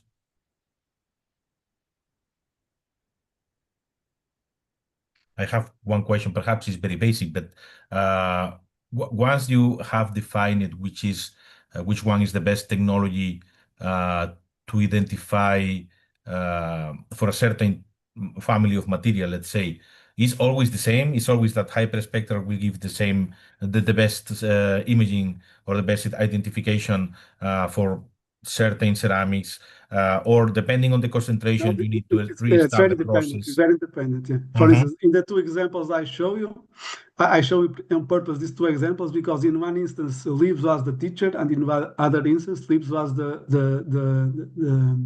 student. Because, for instance, in the second case, the lithium element was in both minerals. So LIBS was not able to discriminate because this matrix effect is very difficult to have the quantification. Yeah. So you use the Raman instead. So that this is not a universal solution. Our philosophy is that, for instance, imagine that you have this machine with all these techniques. You take your analytical problem, you characterize it fully, and then you will try to understand which are the techniques that are bringing advantage to the table and which are not. Because sometimes speed, in sorting, of course, speed is very critical, but sometimes speed is not critical and you need higher discrimination ability. So this is just, like I said, not a universal solution, but is a methodology that can improve a lot.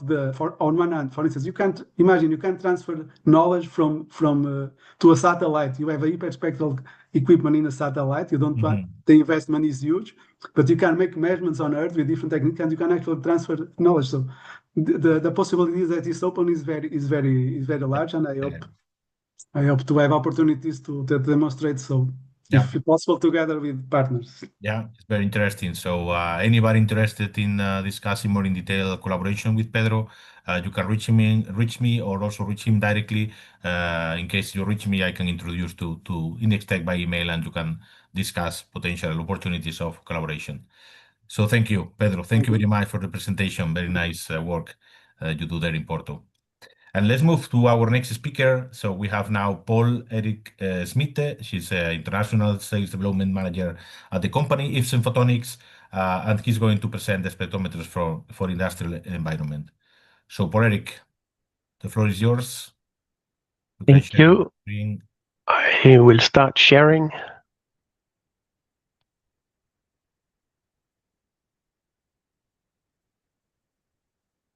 Put it on the screen like this.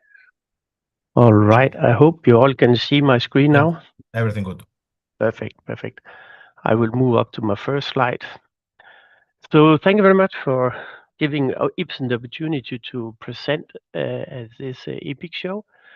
I'm personally very new into this, and I was even registered in the beginning at this conference as presenter from my former company. I've just been here 2 months, so I don't know everything about the product as of yet, you may understand. The company is founded in 1991, so we are an old company. We were acquired by Voss in 2010.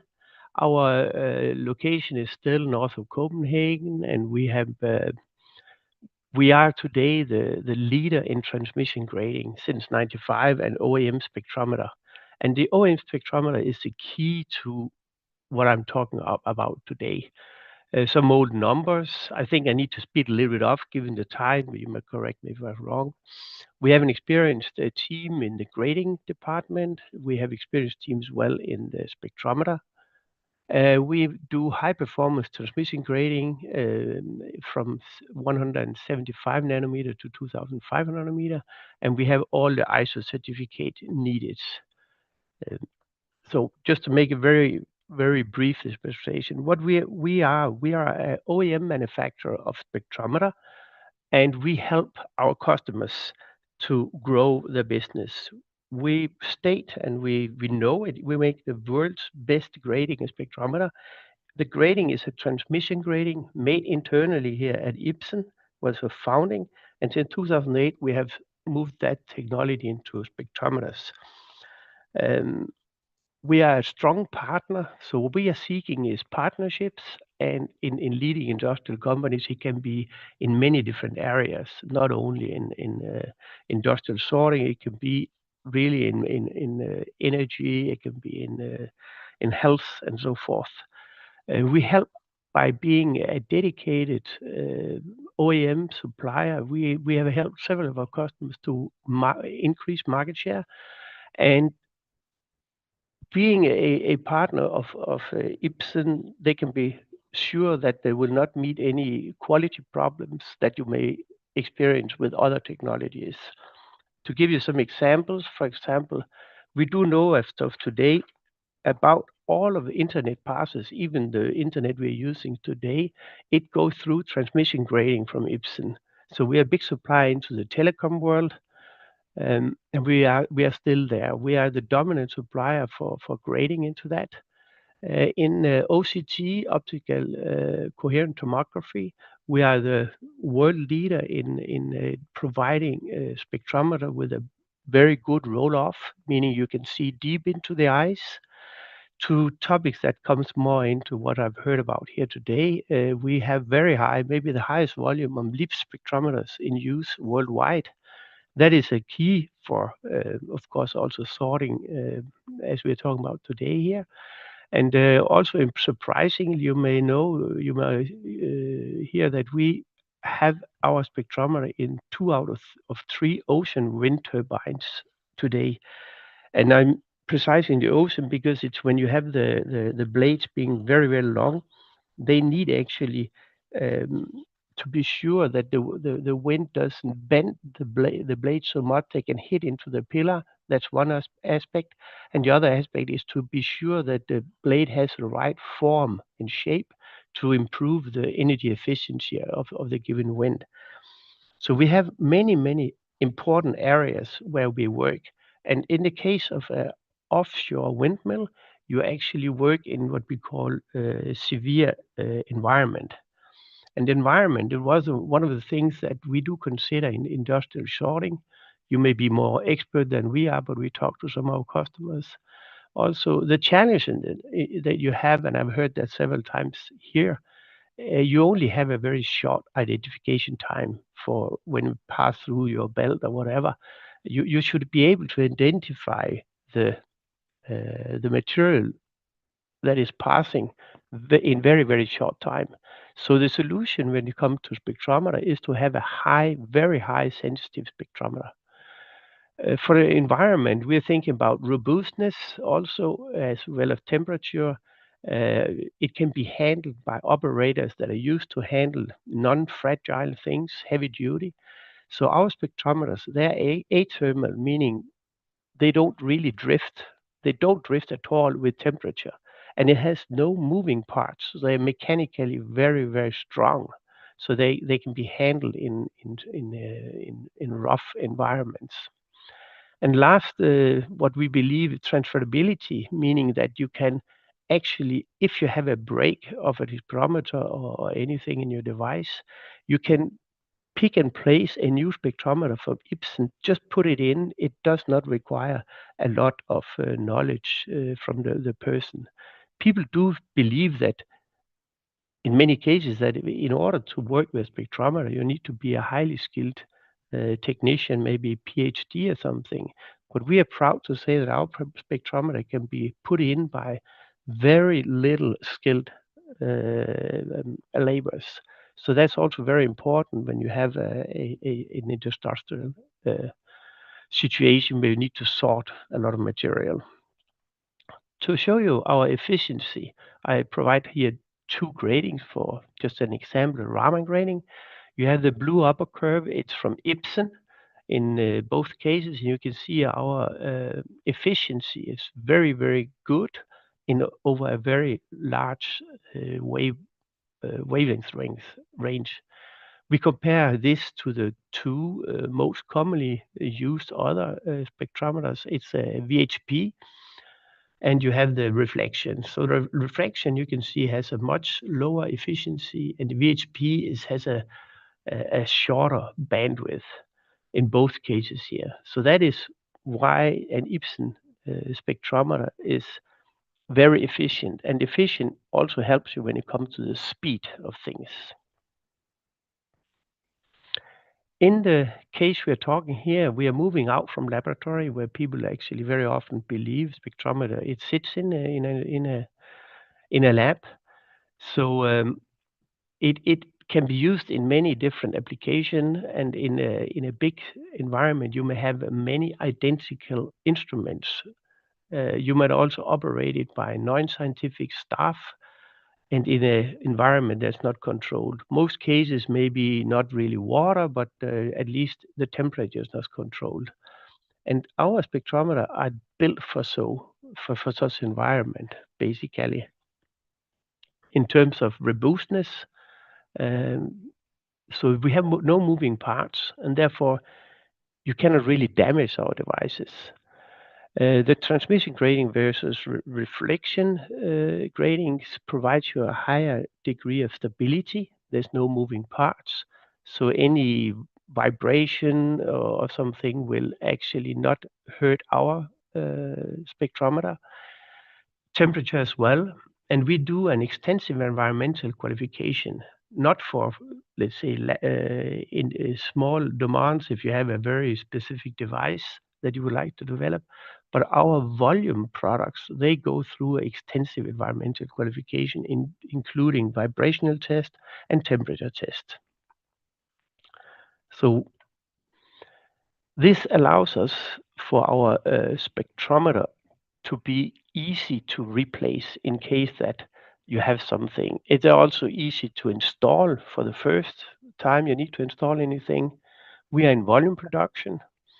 In the volume production, we are able to manufacture our spectrometer within very, very small tolerances, both mechanical and optical and electronics in our devices may all influence your stability of your product. But our products, they are from 1 to 1 extremely identical. So it's easy to handle. And all our spectrometer are aligned for uniformity in our factory. And once aligned, no moving parts, it will not move at all. And again, extensive quality control. Just to give you some examples of what we're talking about here, we talk about LIBS and NIA and Raman.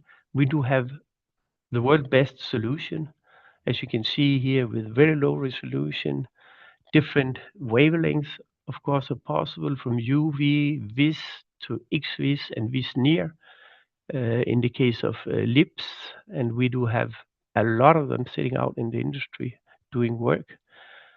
Throughput for the NIA, we have very high throughput, resolution to 7 nanometer, from 900 to 1700 nanometer.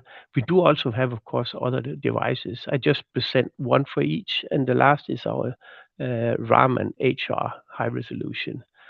You have some resolution down to 6 per centimeter. They can be temperature controlled also, but we have a broad portfolio, and I was not interested here really to show you all our products, just to give you an insight to what we are able to do. And please keep in mind, it's OEM everything we do here.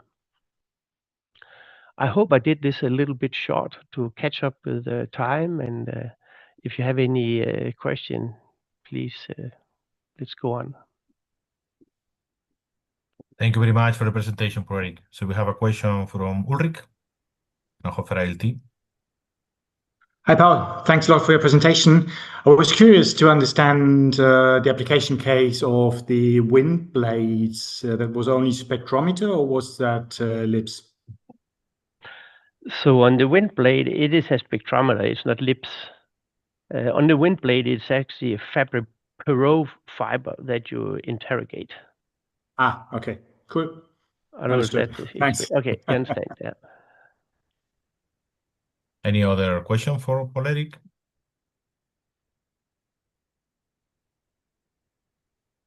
Well, I don't see any other hand, so we can perhaps finish, Eric, with your goal regarding the meeting today. So for IFSEM, which kind of partnerships, collaborations are you looking for? You can perhaps mention a couple of tips that you would like to perhaps be in contact with in the future. Yes, certainly. Thank you. So we are OEM manufacturer, and to be honest, I've checked also all the nice audience sitting here today, and a lot of these people may use already our product. As I mentioned, I'm pretty new here, and those that who do not use our products, please contact me, and let's start engaging with future businesses. We don't make solutions, so you cannot ask us to sort anything or to come up with a visualization, because we don't provide a spectrometer, a spectroscopy, so it's not a solution. We don't have the camera, we don't the light source, we don't make the software. But I think everybody is, when I look at the broad audience here, you all talk about spectroscopy, so you do know that how these two key elements you need, and if you need a very reliable partner for it, you are more than welcome to contact us. But we are OEM spectroscopy maker. Very good. So I think it's a good end for the meeting today. It was really interesting, so I really enjoyed the discussions. I hope it was for you the same. And I want to thank again all our speakers for the time to prepare the presentation and the time to be here today. So for Eric, Pedro, Peter, Lars, Albert, Mike, and René, thank you very much for the time, for the presentations today. And of course, thank you also to our sponsors. Thank you to Delta Optical Thin Films. Thank you, Oliver, also for presenting the company, and Actar, Advanced Coatings. So thank you, Alexander, also for being here and talk about what do you offer to the industry. It was a very interesting topic, so I think we will have this topic in mind for next events in next year, online meetings as well. So perhaps focusing in materials as well. Today was a little bit more diverse. We talk about plastics a little bit, metals, textile as well with the Neo presentation. So perhaps we can focus in one particular case, but I think it's a topic that it makes sense to discuss more in detail in the future. So I hope to see you again in future events. And again, thank you very much, and we will be in touch. Go to Optikk website, see what is happening next, and I hope to see you soon in another Optikk event. Thank you. Thank you. Bye-bye. Thanks a lot. Thank you very much. Bye-bye. Good afternoon, evening, everybody. Thank you. Bye.